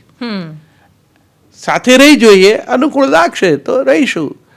પછી બધાએ ચિંતા વ્યક્ત કરી હશે કે ભાઈ એમ કરતાં બાળક જન્મે તો એ કોની જવાબદારી. એટલે એ લોકો વધારે સંયમી બન્યા, અથવા તો એના બીજા વિકલ્પો એમણે પસંદ કર્યા અને એમણે નક્કી કર્યું કે આપણે બાળકને જન્મ જ નથી આપવો. એટલે માત્ર હું એ કેન્દ્રમાં, પતિ ને પત્ની ને એકબીજાને માટે ને હું પણ એકાક્ષરી છે અને તું પણ એકાક્ષરી છું, આ બે ભેગા થઈને અમે નામના બે અક્ષરનો એક શબ્દ બને, અને ઘર પણ બે અક્ષરનો શબ્દ છે. તો એને માટે આવી વ્યવસ્થાની સમજણ હોવી જોઈએ. એવું હવે કંઈ છે નહીં અનિવાર્યપણે. એટલે હું જ અગત્યનો, પુરુષને માટે પણ, અને એને માટે તો હતો જ, એવું આપણે કાયમ કહેતા આવીએ છીએ. તો હવે સ્ત્રીઓ માટે પણ છે કે ભાઈ હું જ અગત્યની મારે માટે. એ વ્યવસ્થામાં ક્યાંક તું ગોઠવાઈ શકતો હોય તો બરોબર છે. હવે એમાં સાસુ સસરા તો આપણે ઉલ્લેખ ન કરી શકીએ. દાદા દાદી બહુ દૂરની વાત થઈ. હું અમેરિકા હતો તો પેલું એ લોકો એને માટે ગાર્બેજ બિન જેવો શબ્દ પ્રયોગ કરે છે, કચરો નાખવાના ડબ્બા, કોથળા. એટલે એવું પૂછે પણ ખરા પરણતા પહેલા કે ગાર્બેજ બિન છે. એટલે આપણને આટલી બધી ક્લેરિટી છે. આ તો બધા ફ્રેન્ક પ્રજા છે, એટલે આપણે માનવાનું કે હા એ સારું ને, આપણે રહેવા માંડીએ ભેગા ને પછી આપણને ગાર્બેજ તરીકે ટ્રીટ કરે, એના કરતાં પહેલેથી જ કહી દે તો વધારે સારું. તો આપણે ના રહીએ એમના ભેગા, કારણ કે હવે વડીલો પણ આત્મનિર્ભર છે, એટલે પોતાની આર્થિક વ્યવસ્થા એવી રાખવા માંડ્યા કે ભાઈ જાતે એકલા રહી શકાય તો વાંધો નથી. હવે વૃદ્ધાશ્રમોને આપણે શરમ આવે એવું કરવાને બદલે એમણે આપણે એવું કર્યું કે એવા સરસ સગવડવાળા ઓલ્ડ એજ હોમ બનાવો. જેમના છોકરા પરદેશ છે એ લોકોની અલગ કોલોની હોય છે, એમાં એ લોકો બધા આનંદથી રહે છે. છોકરાઓની ફરિયાદ કરવાને બદલે વાતો કરે છે એ લોકો. એમને બધાને એક જ સરખી ફરિયાદ છે, એટલે કોણ કોની ફરિયાદ કરે. તો બધા સાથે રહે ને આમ ભલે તમાચો મારીને ગાલ લાલ રાખે પણ રહે છે. હવે કોઈને માટે ઘસાવવું ને એવું બધું નથી રહ્યું બેન. એટલે હવે એ વસ્તુ ભૂલી જ જવી પડશે, આ લગ્ન નામની વ્યવસ્થા. અને એમાં બાળક સુધી, કારણ કે બાળકની જવાબદારી, પછી કોણ લે ને પછી છૂટાછેડા ને કોર્ટોમાં જે રીતે ઢગલો થાય છે કેસ, જેવા વિષયના મુદ્દાઓ આદરણીય ન્યાયમૂર્તિઓ પણ મૂંઝાય છે કે આ સમાજ રચના કેવી જાતની થઈ રહી છે. યસ, હમણાં જ એક સાઉથ ઇન્ડિયાનો એક કેસ સામે આવ્યો જેમાં બાળકનું નામ રાખવાને લઈને વિવાદ થયો. એટલે પત્ની અલગ નામથી બોલાવતી હતી, પતિ કંઈક એને શનિ કહેતા હતા, અને પછી છેલ્લે કોર્ટેમાં જજે કહ્યું કે એક કામ કરો, આર્યવર્ધન નામ રાખી દો, તમારું આર્યન પણ આવી ગયું, તમારું શનિનું વર્ધન એ પણ આવી ગયું. એક વિવાદ થયો કે જેમાં પત્ની એટલે ડિવોર્સ માટે કેસ પહોંચ્યો કેમ કે પતિ સેલ્ફી નથી લેતો મારી સાથે. એટલે પછી જજે સમાધાન કરાવ્યું અને કોર્ટમાં એ લોકોએ સેલ્ફી લીધી અને પછી જજે એને પોસ્ટ પણ કરી. કેટલું સરસ કે આ લોકોને સેલ્ફી એટલી મહિમાવંતી લાગે છે સાથ કરતા. અમે બધા સાત સંગાતના ગીતો ગાઈએ અને આ લોકોને સેલ્ફ સંગાત એટલે જ કહું છું કે સેલ્ફનો જ મહિમા છે. અને આ લોકો સેલ્ફીમાંથી ખાલી પાછળ નથી બોલતા એટલું જ, બાકી બહુ સેલ્ફિશ વ્યવસ્થા છે. અને એમાં મને એક જ વાતનો આનંદ છે કે એટલા પ્રામાણિક છે કે એ લોકોને ખબર છે કે એ લોકો સેલ્ફિશ છે. તો બંને સેલ્ફિશ લોકો ભેગા થાય તો બંને આખો દિવસ આ જ ગણિત માંડે, એમાં છોકરા અટવાઈ જાય. દાદા દાદી તો હાલો એમના ભાગનું જીવી લીધું, પણ આ છોકરાનું શું? તે સારું છે, સારું, ભલે આમ કરતા રહે.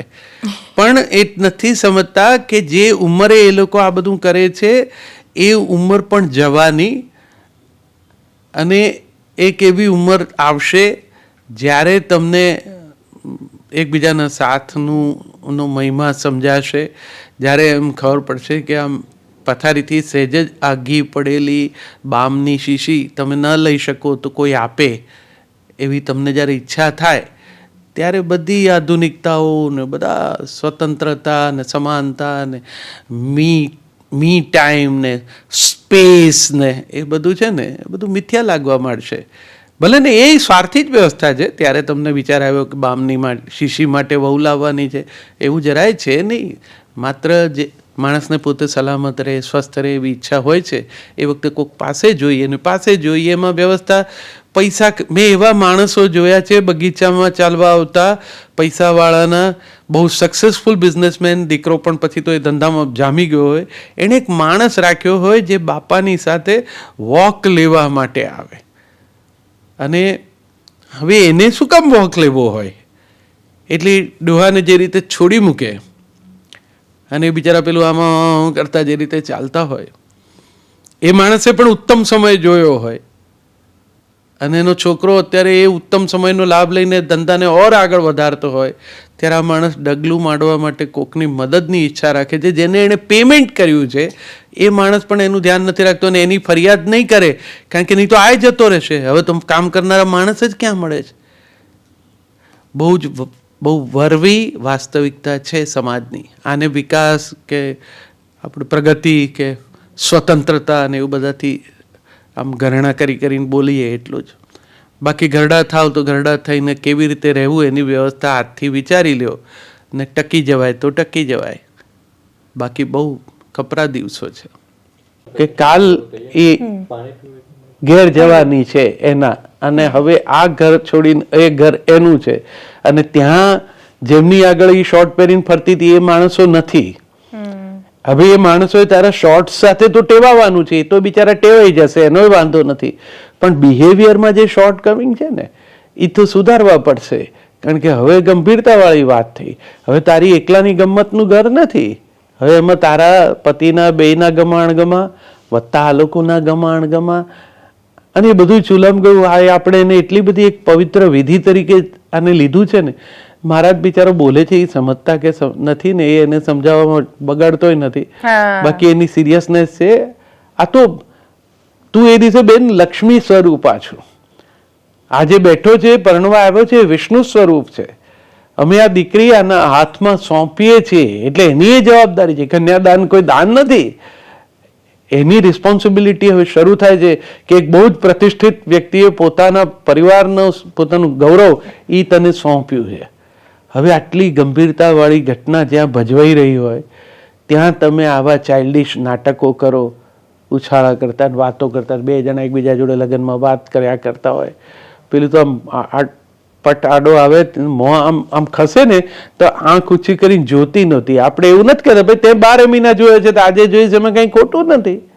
પણ પ્રસંગ છે ને એ સેલિબ્રેશન અને એની સાથે જોડાયેલી આવી એક ડિવાઇન ફિલિંગ ગરિમા નથી રહી હવે. એ તો જાણવો, કારણ કે પેલું નાટક તો તું જ્યારે ઈચ્છીશ ત્યારે કરી શકીશ, આ બીજી વાર નહીં થાય. આજે ચોરીમાં તું જે ક્ષણે આવી, આમ દોડતા દોડતા ન આવવાનું, મામું તેડીને એમ થોડો લાવે છે. મામાને માટે તું જીવ છું એનો, એ તેડીને લાવે છે કે આ મારી બહેનની દીકરી છે, હું એનો મામો છું, અને આજે પૂરી જવાબદારી સાથે, કારણ કે પિયરનું પણ પાર્ટિસિપેશન છે, એ લઈને દીકરીને પોતે મૂકે છે ચોરીમાં લાવીને. હવે એટલું જો રિયલાઇઝ થાય ને પણ કેમ નથી થતું? કારણ કે આ ઇવેન્ટ મેનેજમેન્ટ કંપનીઓ અને એમાં રહેલા છોકરા છોકરીઓ એ એવડી ઉંમરના છે કે જે પોતે પરણ્યા નથી. એ 22-24 વર્ષની છોકરી આમ વોકી ટોકી ઉપર સૂચનાઓ આપે અને ઘરના વડીલોને ચોરીમાં આજુબાજુ ઊભા રહેવાને બદલે બધા આમ નીચે આવી જાય, રીલમાં આ નહીં, આ ફલાણા ભાઈ લાગવા. અરે મૂરખ, આ એના ફુવા છે. તું જેને તને ફોટામાં સારા નથી લાગતા ને, એને આને તેડી તેડીને મોટી કરી છે. જવા દે તું, આ બધું મારે આ રિયલ દુનિયા વિશે પણ સમજવું છે. પ્રશ્ન શું થઈ રહ્યો છે અત્યારે હવે કે જેમ કે લગ્નની વાત કરીએ, લગ્નમાં એટલો બધો ખર્ચો થાય છે, એટલે એ અંબાણી જ ખર્ચ કરે તો સમજાય કે એમની પાસે છે ને એ ખર્ચી શકે, અને એમના ખર્ચમાં પણ એ શાલીનતા અને સભ્યતા છલકાય છે. જ્યારે બાકીના પરિવારો એ જોઈને દેખાડામાં ખર્ચ કરે છે, એમની આર્થિક ક્ષમતા નથી. એ જેટલું 10-15 વર્ષ ભેગું કરેલું 30-50 લાખ રૂપિયા એવરેજ વાપરી નાખે છે લગ્નમાં, અને એ આખા લગ્નમાં લગ્ન સિવાય બધું જ થાય છે. કેમ કે એ છોકરીની એન્ટ્રી, રીલ્સ બનાવવા, photos, pre wedding, post wedding અને ખબર નહીં કયા વેડિંગ સુધીના પણ બહુ જ બધી ફોટોગ્રાફી, સોશિયલ મીડિયા પર જે ભવ્યાતિ ભવ્ય લગ્ન લાગે છે, એ લગ્નમાં એ લગ્નની વિધિ, એની મહિમા એ તો થતી જ નથી. એમનો બહુ જ ઓછો સમય, એમ મહારાજને કે ફટાફટ પતાવો. બહુ મારા દુખતી ન સુભરતે હાથ મૂક્યો. એટલે હવે કંઈક કોઈ મારી જોડે સહમત નથી થતા. ઘેરે છોકરાઓને એવું જ લાગે છે કે પપ્પા એવું ના હોય. હવે આ બધું entry of groom and bride ને એ બધું હવે બધું જોઈએ. આમ તમે એ રીતે ઇવેન્ટ મેનેજમેન્ટવાળા આટલી બધી મહેનત કરી હોય, બધું ગોઠવ્યું હોય, એ પ્રમાણે બધું થવું જોઈએ. કારણ કે તમે કહ્યું એમ આ બધું પેલા રીલ માટે છે, અને રિયલ તો એનાથી સાવ જુદી જિંદગી છે. એમાં કાંઈ આવું નાટક ચાલતું નથી. કોઈના ગોઠવેલા સંવાદ એમાં ચાલતા નથી. એમાં તમારા મોઢેથી નીકળેલું વાક્ય જ તમારું જીવન બનાવે અથવા બગાડે. એમાં હું તમને સંવાદ લખી આપું એનાથી કાંઈ ન થાય. એ ગંભીરતા જ જતી રહે. મને ઉત્સવ તરીકે એને તમે ઉજવો એની સામે વાંધો જ નથી. એ સેલિબ્રેશન છે, આનંદ કરો. તમારા સમયમાં જે કંઈ નવી પદ્ધતિઓ આવી હોય એની સાથે ઉલ્લાસ કરો, એનો વાંધો જ નથી. પણ એ જે વ્યવસ્થા લગ્ન પ્રસંગની જે કંઈ પારંપરિક છે એ બહુ હેતુપૂર્વકની, એની પાછળ બહુ જુદી ભાવના છે અને એની બહુ ગંભીરતા છે. એટલે લગ્ન નામની વિભાવના તમારે સમજવી પડે કે આ બહુ પવિત્ર છે. આ દીકરી જે પરણવા બેસે છે ને એ લક્ષ્મી સ્વરૂપા છે. આ દીકરો જે પરણવા આવ્યો છે એ વિષ્ણુ સ્વરૂપ છે. તમે નહીં તો કેમ એના પગ, શું કામ દીકરીનો બાપ એના પગ ધોવે? એ પેલા છોકરાના પગ ને જમાઈના પગ નથી ધોતો, એ વિષ્ણુના પગ ધોવે છે. આવી સમજ સાથે આને તમે માન્યતા કહો એનોય વાંધો નથી, પણ એ કેવી અદ્ભુત માન્યતા છે. જેના પગ તમે ધોયા છે ને જેને તમે વિષ્ણુ માન્યો છે એની હવે જવાબદારી કેટલી થઈ જાય. આ કન્યાનું દાન એ સ્થૂળ અર્થમાં કોઈ દાન કરે છે એવા ભાવથી થયું જ નથી. તમે એની મૂળ વાતને પકડો ને તો તમને એની ગંભીરતા સમજાય. તો માયરા સુધી આવતા આવતા જે કંઈ ગમ્મત કરવી હોય ને એ કરી લીધા પછી આમ પગ ઊંચકીને આમ જ્યાં મંડપમાં મૂકે ને દીકરી, એટલે કે મામો તેડીને લાવ્યો હોય અને આમ જ્યાં નીચે ઉતારે ને ત્યાંથી એની ગંભીરતા એને અને એ જેને પરણવાની છે એને, એ બેને તો હોવી જ જોઈએ. એમના ભાઈબંધ દોસ્તારોની વાત આપણે ભૂલી જઈએ, કારણ કે એમને માટે એ ગમત ને ઉત્સવ ને આનંદ છે, એ મજા કરે, આપણને એનો વાંધો નથી. આ બેને સમજાવવું જોઈએ કે હવે આ જે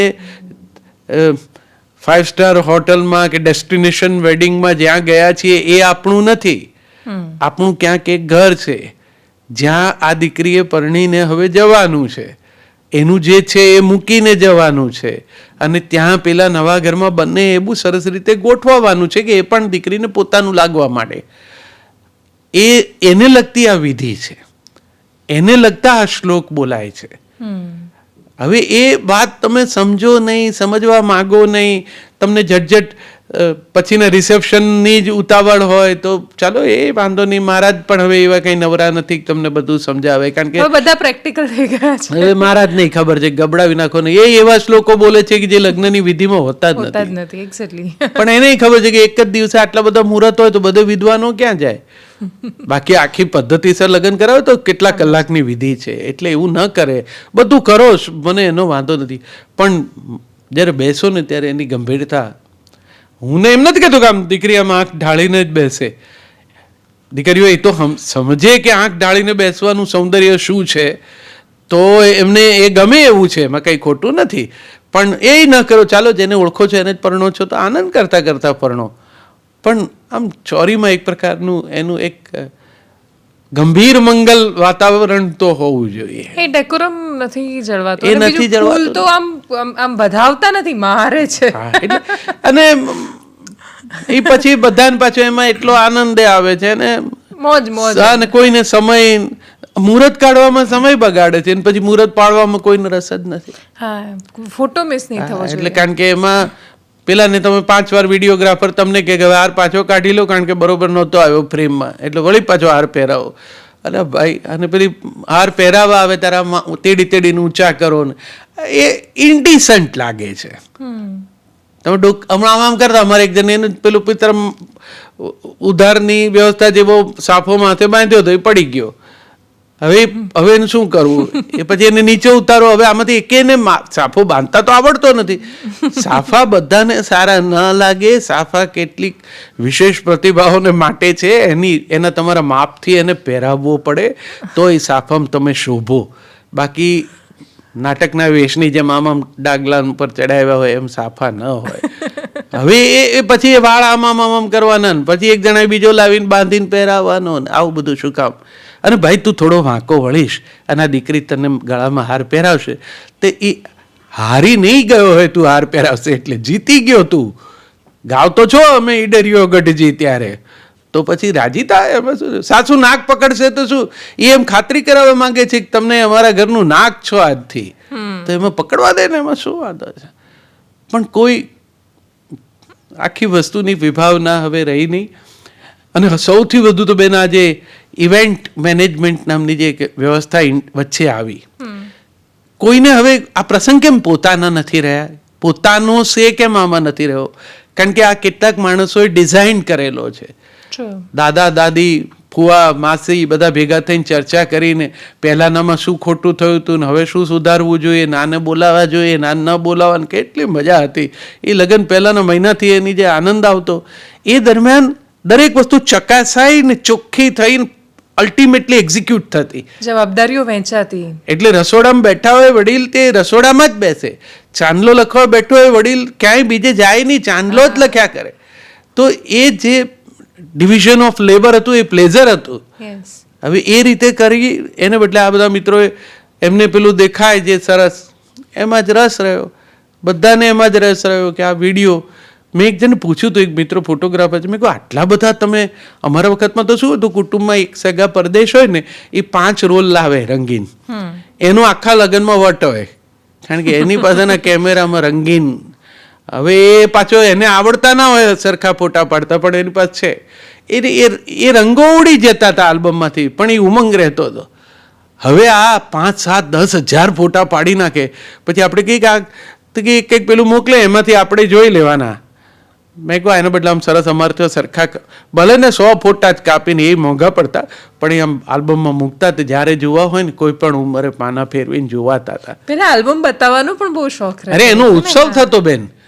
અને તે જ બાપાના લગ્નના 25 વર્ષ થઈ ગયા હોય ને, હવે છોકરા મોટા થઈ ગયા હોય, તે છોકરાઓ પાછા એમના રીમેરેજની જે આખી વ્યવસ્થા ગોઠવે છે, ત્યારે પેલા આલ્બમો ઉછલાવે ને બહુ મજા આવે. એ વખતે મમ્મી પપ્પાના ફોટા જોઈએ, માં તો રૂપાળી જ લાગે, ને બાપને જોઈને મમ્મીને છોકરાઓ કે આને શું જોઈને તે પસંદ કર્યા હતા. પણ એ જે આનંદો હતા ને, આમ નહીં એમના આનંદો હશે, કંઈ નહીં હોય એવું નહીં. મારી તો એટલી જ વિનંતી છે કે લગ્ન નામની આ પવિત્ર વિધિને, એના પાવિત્ર્યને સાચવીને જો અમલમાં મૂકો, એટલા પૂરતા ગંભીર થાવ. એ ઇવેન્ટ નથી, કોઈ પ્રસંગ છે. એને એ રીતે આમ તમે એની આમ પોતાનો એવું તો અનુભવ કે હું પરણું છું. કદાચ હવેની વ્યવસ્થામાં પરણવું જ જ્યારે ગંભીર નથી રહ્યું ત્યારે, પણ નહીં તો એવું છે ને કે બીજું આડું અવડું કંઈ નહીં થાય તો આ એક જ વાર થતો પ્રસંગ છે. એટલે તો પછી કેવી રીતે એની ગંભીરતા જો મનમાં રાખો, મારો મનગમતો સાથી છે, તો કેટલી મજા આવે એ ક્ષણની. એમાં સંકોચ પણ સૌંદર્ય બની જાય. હા, વાત સાચી છે. એ તો એ લગ્નની ચોરીમાં એટલે હવે આઈ ડોન્ટ નો છોકરીઓને ફીલ નથી થતું એ વાત સાચી. અને હું જ્યારે આ હવે એમ કહી રહી છું તો મને પોતાને પણ તમે જે મારે તો સફેદ નથી તોય ગરડા જેવું ફીલ થાય છે. પણ થાય નહીં. મને આ ઇવેન્ટમાં હું જોઉં ને તો પેલી નાની નાની દીકરીઓ હોય પેન્ટ કોટ પહેરીને આમ હાથમાં વોકી ટોકી લઈને આમ એ એન્ટ્રીને હવે પેલાને મોકલ હવે અહીંયાથી ફટાકડા ફોડશો હવે અહીં લાઈટ. એ દરમિયાન બિચારા જે કોઈ વડીલાડાવાળા કુટુંબવાળા ખસો તમે ખસી જાઓ. અરે આને ના ખસેડાય. આ સૌથી અગત્યના છે. એને તારે આગળ રાખવો પડે બેન. આ તારા શૂટિંગ માટે લગન નથી. લગન છે એટલે શૂટિંગ છે. પણ હવે આ ભેદ ભૂલાઈ ગયો છે. કારણ કે એ જે આવે છે ને આ કરવા માટે એ લોકોને એક સરસ આખું ઇવેન્ટ મેનેજમેન્ટના હશે જ વર્ગો, પણ એ લોકોનો એક સ્પેશિયલ ક્લાસ લેવો જોઈએ લગ્ન નિમિત્તે. એટલે લગ્ન નામની આ વ્યવસ્થા, એની વિધિ, એની ગંભીરતા પણ જો આ છોકરાઓને અગાઉથી સમજાવી હોય તો મને લાગે છે એ લોકો પણ એને સરસ રીતે એક્ઝિક્યુટ કરે. ના કરે એવું નહીં, પણ હવે મંગલાષ્ટકનો મહિમા જ એને નથી. એને તો એ દરમિયાન ગવાતું કોઈ બીજું પાછળ ગીત એ તો એડ કરી દેશે ને તો એડિટિંગમાં. એટલે એને મંગલાષ્ટકમાં આખી વિધિ જ એ 8 અંતરામાં પૂરી છે. એ ગવાતી હોય એમાં કોઈ એમને રસ જ નથી. અને પછી વિડીયો બનાવશે એમાં શાંત જરૂર કે વાટ ની રખતી રૂપની રાણી જોઈ હતી. અરે મેં કીધું મેં કહ્યું બેટા તને ખબર છે કે આ નઝમનો શું અર્થ છે? આ દીકરીના તે જે ક્લોઝ શોટ્સ લીધા છે ને એમાં આ તને આ બધું ગમી ગયું છે, પણ એ આ નઝમની વાર્તામાં આ નથી ફિટ થતું. પણ આટલું બધું ઝીણું કોઈ કાઢતું ને. એટલે મને એવું લાગે છે ઘણા બધા લોકોને એવું લાગશે કે કેટલી રૂઢિવાદી વાતો થઈ રહી છે, પણ છતાંય મને એવું લાગે છે કે અમુક પરંપરાઓ છે એ એટલે જળવાવી જોઈએ, કેમ કે એ પરંપરાઓનું મહત્વ છે ને એનો એક ઉદ્દેશ્ય છે. આજે એ પણ શરૂ થયું છે. આખરે છે તો બધી જ કાલ્પનિક વાર્તાઓ, પણ એ કોઈક વાર્તાઓ છે કે જે વાસ્તવિક જીવનમાં બહુ મોટી અસર કરે છે. એટલે હું આની ચર્ચા પણ એટલે જ હું આટલી લાંબી કરી રહી છું, કેમ કે એનો એક અર્થ સરે છે. અને કદાચ શું ખબર એકાદ છોકરી કે છોકરો એને ગંભીરતાથી લઈ લે અને લેશે. કેટલાક મોટા પરિવારના લગ્નનો તમે ઉલ્લેખ કર્યો, ત્યાં તમે જુઓ કે એમણે સંસ્કૃતના વિદ્વાનોને બોલાવ્યા. કેટલાક પરિવારોમાં અહીંયા પણ આપણે ત્યાં હવે ભાગવત વિદ્યાપીઠના છોકરાઓ છે, સંસ્કૃત જાણીને અને પાછા સંગીત પણ સમજે છે એવા છોકરાઓ વિધિ દરમિયાન સરસ સ્તુતિઓનું ગાન કરે છે ભારતીય વાદ્યોની સાથે. તો એક નવી રજૂઆતની રીતે પણ આકર્ષક થયું. અને આ લોકો એ માને ને તો એમને ખબર પડે કે આ બધા છંદો, એનું ગાન, એ પોતે તમે કદાચ ન સમજો તો પણ એક વાતાવરણ રચે, ઉર્જા આવે છે વાતાવરણમાં. ડેફિનેટલી એ તમને કદાચ શબ્દના અર્થ નહીં ખબર પડે, કઈ વાંધો નહીં, પણ તમે મંગલવાદ્યો વાગે એનો પોતાનો એક સાઉન્ડ છે જે તમને પવિત્રતાનું વાતાવરણને અનુભવ કરાવે. સાઉથની ફિલ્મ અને ત્યાંના ટ્રેડિશનમાં હજી એ જળવાયેલું છે. આમ મેં સાઉથની ફિલ્મ જોઈ હતી હમણાં, જેમાં આ જ વાત હતી. એક વેડિંગ પ્લાનર વેડિંગ કરે છે ને એક ગામમાં જે વેડિંગ થાય છે એ ગામમાં થતા લગ્નની એટલી સુંદર વાર્તા છે એ ફિલ્મમાં. એટલે આવું કોઈક ઇવેન્ટ વાળા મિત્રો જ શોધીને કરાવશે, કહેશે કે ચાલો હવે આવું કરીએ. હા, મને એવું લાગે છે સમય પાછો આવશે. Let's go back to roots. આવું કંઈક નાખે ને એટલે પાછા દરેકને થશે કે ઓહો તો પછી હવે ફૂલવડી બનાવો એમ કે. તો આમ લાડુ, દાળ ભાત, શાક, વાલ, ફૂલવડી, ચણા, સંભારો, પાપડ ને છાશ ને ભૂકા નીકળી જાય માણસને. લગ્ન કર્યાનો જમવાનો જે આનંદ આવે એમ આનંદ હોય. આખું કોન્ટિનેન્ટમાં જે જોયા ના હોય એવા દેશોના નામવાળા ખાવાના મૂકો. એક મહારાજને મેં પૂછ્યું હતું હળવાશથી, મેં કહું આ તમે આ થાઈ ને બર્મીઝ ને એ બધું લઈ આવે એ કેવી રીતે થાય? તમારે કોઈ મહારાજ ગયો હોય કે એમને? મને કે તુષારભાઈ અહીંયા આવ્યા છે બધા થાઈ ને બર્મીઝ બધું જોઈને આવ્યા છે. મેં કહ્યું ના. તો મને કે કઈ વાંધો નહીં, એને એ જોયું નથી. અમારા મહારાજોને એ ખબર નથી, અમે જે બનાવ્યું એ ખાશે. અને આમાંથી હજુ એક પણ લગ્નમાં કહેવા નથી આવ્યો કે આ બર્મીઝ નથી એવું. એટલે તમે રૂપિયા ખર્ચો છો અને એનું જસ્ટિફિકેશન પ્રોપરલી મળે. પણ હવે એવું થઈ ગયું છે કે આવનારે એ જ છે, કરાવનારે એ જ છે. અને એક ખાલી તમે એક્સ કે વાય કે ઝેડ ને તમારા લગ્નમાં કેટરિંગ સોંપ્યું, આને વિડીયોગ્રાફી સોંપી, આ લોકો સિંગિંગમાં હતા, એટલે પતી ગયું. વટ પડી ગયો. અને મને બહુ આનંદ થાય બહુ રૂપિયાવાળા લગ્ન કરે ને જ્યારે અને આટલા બધા રૂપિયા ફરે ને બજારમાં ઇકોનોમી, હા એક્ઝેક્ટલી. બધા નાના નાના કલાકાર ને બધાને પૈસા મળે. હું કહું દરેક માટે એક જુદું રાખો જ. અને એક આ ગ્રુપ છે લગ્ન ગીત ગાશે ને આ છે વિદાય ગાશે ને આમ કરશે ખૂબ પૈસા ખર્ચો. કઈ ખોટું ધુમાડા બંધ ગામ જમાડો. મને તો મુકેશભાઈ ને નીતા ભાભીનું કામ બહુ ગમી ગયું. એ તો એ કહે છે કે એના ઘરની નીચે પણ એને કેટલાય દિવસ સુધી લોકોને જમવા માટેની વ્યવસ્થા કરી આપી હતી. આનાથી રૂડું શું? હા પણ એ મુકેશભાઈ કરે તો બરાબર છે. પણ પછી આપણે ખેંચાઈને કરીએ. હવે અત્યારે તમે કેટલી સહજ રીતે બોલ્યા કે જીવનભરની મહેનત કરીને 25-30 લાખ રૂપિયા બાપે ભેગા કર્યા હોય એ વાપરે. મને હમણાંથી બહુ મજા આવે છે આવા આંકડા વાત સાંભળું ને ત્યારે. તે અમે નિવૃત્ત થયા ને બેટા તો રેડિયોની આટલા વર્ષોની નોકરી પછી તો 10 લાખ રૂપિયા આપ્યા કુલ થઈને ઘેર લઈ જવા માટે. હવે એમાં અત્યારે તો 25-30 લાખ રૂપિયા તમે આમ હોય છે ને ખર્ચી શકાય એટલે એનો અર્થ કે પછી જીવવા માટેના એની પાસે હશે. હમણાં વખતમાં લેખક લખે ને સંવાદમાં તો અમુક 1000 રૂપિયાનો માલ ઉપાડે ગુંડાઓ, એટલી ચોરી એમ. પછી બહુ અમે ઉત્સાહમાં આવ્યા ને એટલે અમે અમુક લાખ રૂપિયા સુધી પહોંચ્યા. એટલે એમ કે 5 લાખ રૂપિયાની ચોરી થઈ ગઈ. એમાં તો અમારો હાથે કંપતો લગતી વખતે 5 લાખ રૂપિયાની ચોરી એટલે માણસનું શું થાય. હવે લેખકો જે અદાથી લખી શકે છે આમાં આંકડા કેટલા આવે એ રકમ પાછળ એ આપણને આવડે નહીં. એટલાની તો એ આમ ફિલ્મમાં વાર્તામાં ચોરી કરાવી જ દે. અને લેખક બિચારા સામાન્ય રીતે સાધારણ સ્થિતિનો માણસ હોય એને ખબર ન હોય કે આટલા લાખ રૂપિયા કરોડ રૂપિયા જેના ઘેર હોય એ માણસની જીવનશૈલી કેવી હોય, એના ઘરની વ્યવસ્થાઓ કેવી હોય. એમાં આપણી ઘેર જેવું ન હોય. આપણે જેમ લખી નાખ્યું એના ઘરમાં ન હોય. એના ઘેર એક રામું ન હોય. એના બારણા ઉગાડનારા જુદા હોય, બંધ કરનારા જુદા હોય.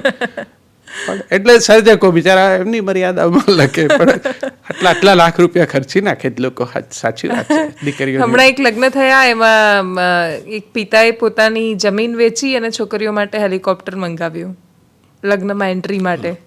જમીન સાથે જોડાયેલો માણસ ઉડવા માટે પૈસા ખર્ચે એટલે આવું ચાલે છે ને ચાલ્યા કરે. દીકરીઓને હવે આપણે જમીન એમના પૈસા એમની મરજી. એની મરજી. એમાં શું? મને ઘણા લોકો એ વખતે મુકેશભાઈ માટે કહેતા ત્યારે હું કહેતો કે પહેલા તો સૌથી પહેલા રૂપિયા એના છે, આપણા છે. આપણે બધા શેર લીધા છે. મેં કોઈ ઘેર આપવા આવ્યા હતા ત્યાં તો બધા લાઈનમાં લઈને તમે મેળવ્યા હશે. કેટલી મળ્યા એ લોકો રાજીપો કર્યો હતો. હવે એ રૂપિયા એને વાપર્યા. એમાં શું?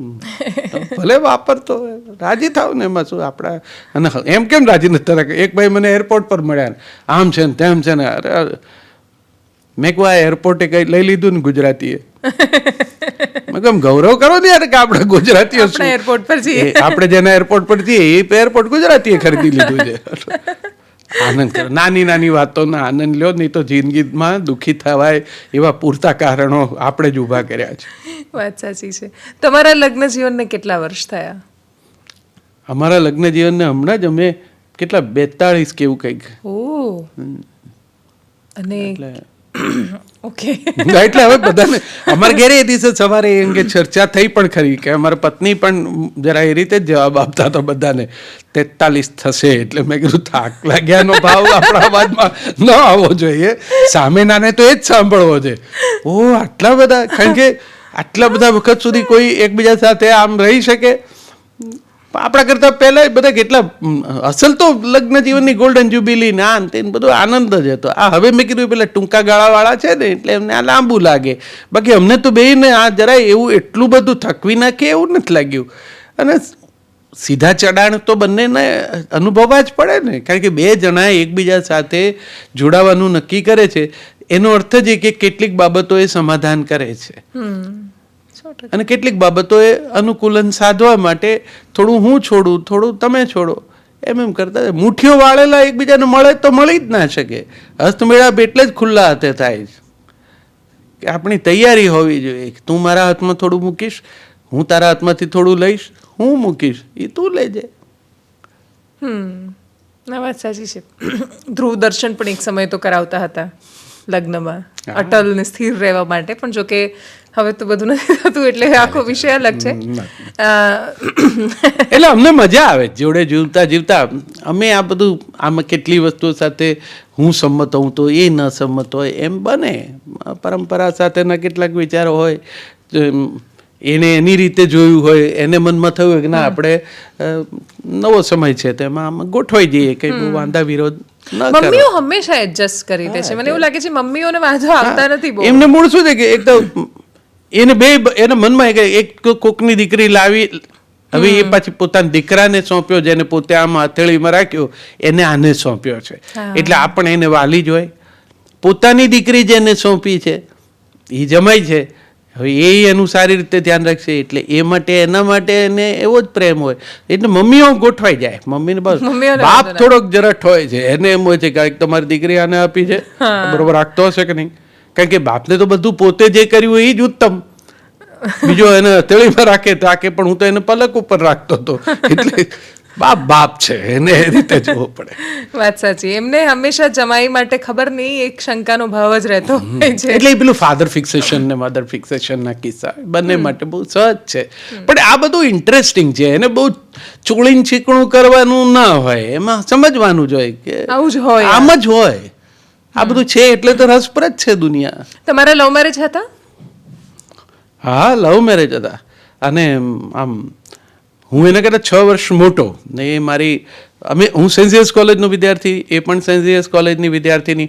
અમે સ્કૂલમાં પણ જોડે, પણ એ ત્યારે નાની, હું 10મા ધોરણમાં હતો ત્યારે એ 6થા ધોરણમાં કે 4થા ધોરણમાં હતી. અને અમે એક નાટકમાં હું ભાગ લેતો હતો, એક અંગ્રેજી નાટક હતું એમાં, અને એ પણ એક નાનકડા બેલેમાં હતી, મોર કેવું બની હતી, આમ વિંગમાં ઊભી હતી. અને હું કંઈક એ નાટકમાં મેં પરફોર્મન્સ કરી લીધા. પછી એ દિવસે નિર્ણાયકો નક્કી કરવાના હતા કે કોને ઇનામ આપવાનું, એમ સારો અભિનય. એણે મને વિંગમાં, હું એને ઓળખું નહીં, આવડી નાની 4થા ધોરણની છોકરી શું ઓળખું, એટલે એણે મને એમ કીધું કે જોજો ને તમને જ પહેલું ઇનામ મળશે. થયું, મળ્યું મને. એટલે હું બીજે દિવસે એનું ક્લાસ શોધી અને ગયો, ને એને મેં બોલાવીને મેં કહ્યું આમ ખોબો ધરો તમે, એટલે એને ધર્યો. મેં એમાં ચોકલેટ ઘણી બધી મૂકી. વાતને વર્ષો વીતી ગયા. પછી હું ત્યાંથી ભણીને ઝેવિયર્સમાં મારી રીતે, માને જે કંઈ કોલેજનો હું ઓનર સ્ટુડન્ટ હતો, એટલે હું મારી રીતે મજા કરતો, જાણીતો પણ હતો.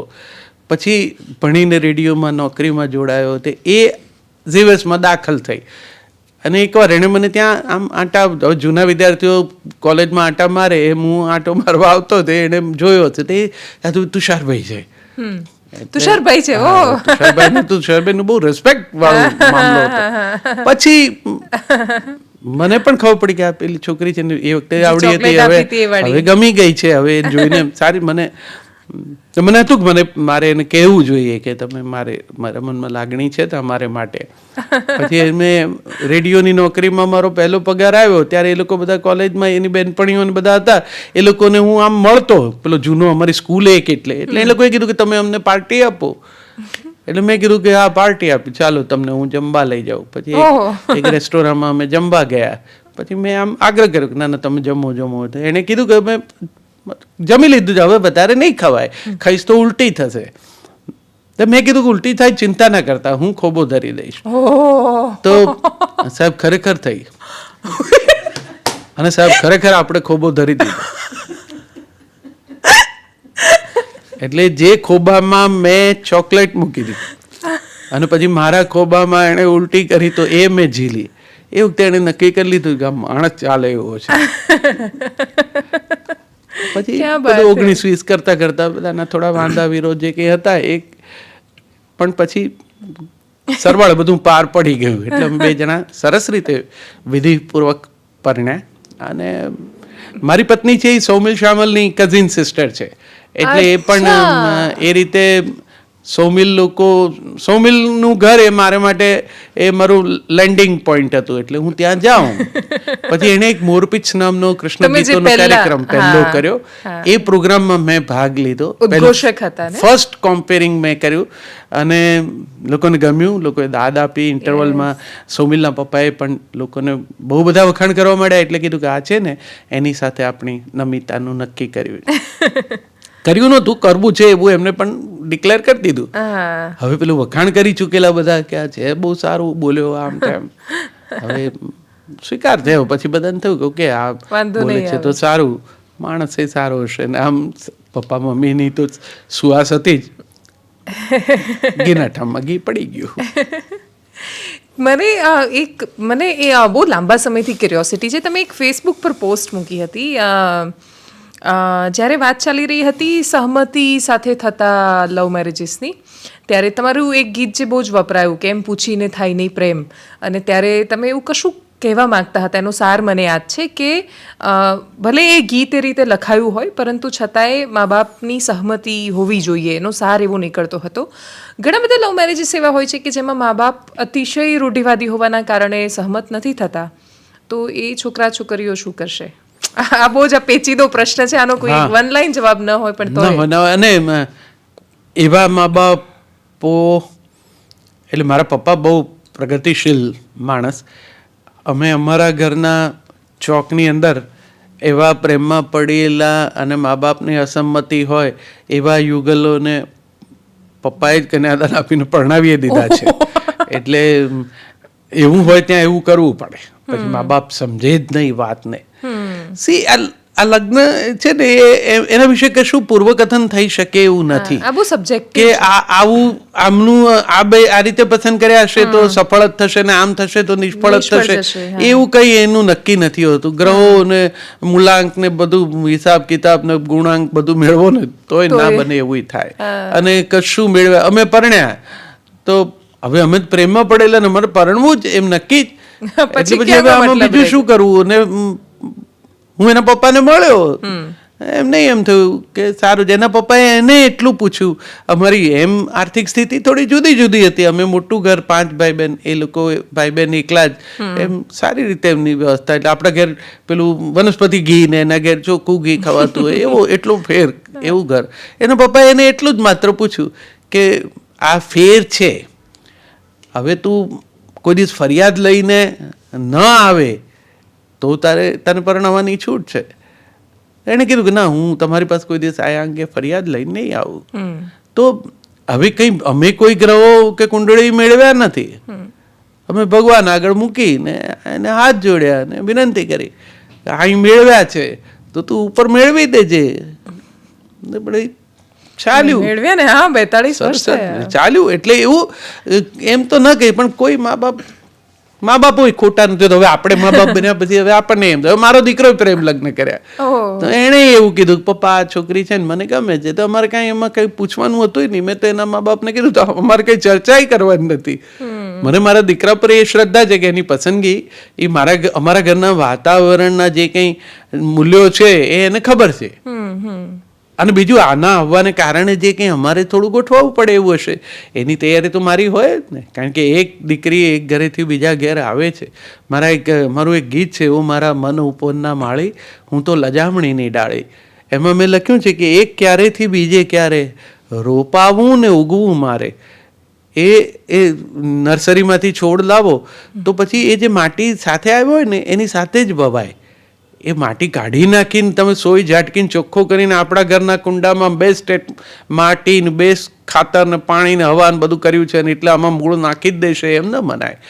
કારણ કે ત્યાં સુધીનો સમય, આ નવા કુંડા સાથેનું અનુકૂલન થાય ત્યાં સુધીનો સમય પેલી જૂની જે માટી લાવી છે ને એમાંથી મેળવવાની છે એનું જે કંઈ પોષણ છે. તો એવી સમજણ મારી ગીતમાં જ છે એવું નથી, જીવનમાં છે. એટલે મને ખબર હતી. મેં કહ્યું બેટા એ તમારા ઘરનું જે કંઈ વાતાવરણ હોય એની સાથે તમે આવો છો તો એ તો મારે સ્વીકારવાનું છે ને. તમે આટલું બધું સ્વીકારવાના છો તો એટલી એક વાતમાં અમને શું વાંધો હોઈ શકે? હા, વાત સાચી. ક્યાં મોટા કુંડાની માટી ને ક્યાં એનાની. એટલે આપણે તૈયારી હોવી જોઈએ. જે લોકો આમ કે એમના ઘેર બરોબર નહીં જોઈએ ને આપણે જ એમને બરોબર તૈયાર કરવાના છે એવા અહંભાવથી પીડાય છે ને એમને સંઘર્ષ બહુ જલ્દી થાય છે. એક્ઝેક્ટલી. આપણે એમ સમજીએ, મને તો હંમેશા એમ થાય કે આ દીકરી ઘેર આવી, હવે એને ઘેર સવારની ચા બનાવતી આમ હાથ લાંબો કરતો હશે, પટ કરતો ખાંડનો ડબ્બો હાથમાં આવતો હશે. અહીંયા હાથ લાંબો કરે તો ચાનો ડબ્બો હાથમાં આવ્યો હશે, કારણ કે આપણે ત્યાં ખાંડનો ડબ્બો રાખ્યો નથી. ત્યાંથી જ એનો હાથ ભોંઠો પડશે. હવે આપણે એ વખતે એને એમ કહીએ કે બેટા તમારી વાત સાચી છે, આ છે ને ચાનો ડબ્બો અહીં ન હોવો જોઈએ, ખાંડનો જ મૂકવો જોઈએ, જ્યાં તમે હાથ લંબાવો ખાંડ જ હાથમાં આવવી જોઈએ. તારા ઘરે એમ છે ને, અહીંયા એમ કરી નાખે, એમાં શું ડબ્બો આમથી આમ કરવામાં આપણને વાંધો હોઈ શકે, પણ નહીં અમારા ઘરના ડબ્બા તો આમ જ રહેશે, એવું ન હોય. તમારે નાનકડી અમથી વાત પણ સંવેદનાથી સમજીને સુધારી લેવાની હોય છે. અને દીકરીઓ એ સમજી જ જાય છે. પછી એ કંઈ પછી મેથીના કુરિયા વધારે સારા કે રાઈના કુરિયા વધારે સારાની ચર્ચા એની મમ્મી જોડે ના કરે, એની આ નવી મમ્મી છે એની જોડે જ કરે. એટલે એટલી એને ખબર હોય જ છે. વાત સાચી. એક હજુ પ્રશ્ન છે કે એ ઘણા બધા લોકો એ ફરિયાદ કરતા હોય છે કે આપણા સર્જકો છે અથવા એના સર્જનમાં એ કરુણા, એ આક્રોશ, વર્તમાન ઘટનાઓ પરની સંવેદનાઓ એ બહુ જ મિસિંગ હોય છે. તમને પણ આવા પ્રશ્નો બહુ જ બધા લોકોએ કર્યા હશે, એમાં શું કહેવું છે તમારું? હવે આ છે ને બહુ સરસ મુદ્દો છે, અને હમણાંથી પાછો વળે બહુ, કારણ કે વિશ્વમાં યુદ્ધો શરૂ થઈ ગયા, એટલે કેટલાય વડીલોએ એવું ચર્ચા કરવા માંડી, કેટલાકે ઠપકાય આપવા માંડ્યા કવિઓને.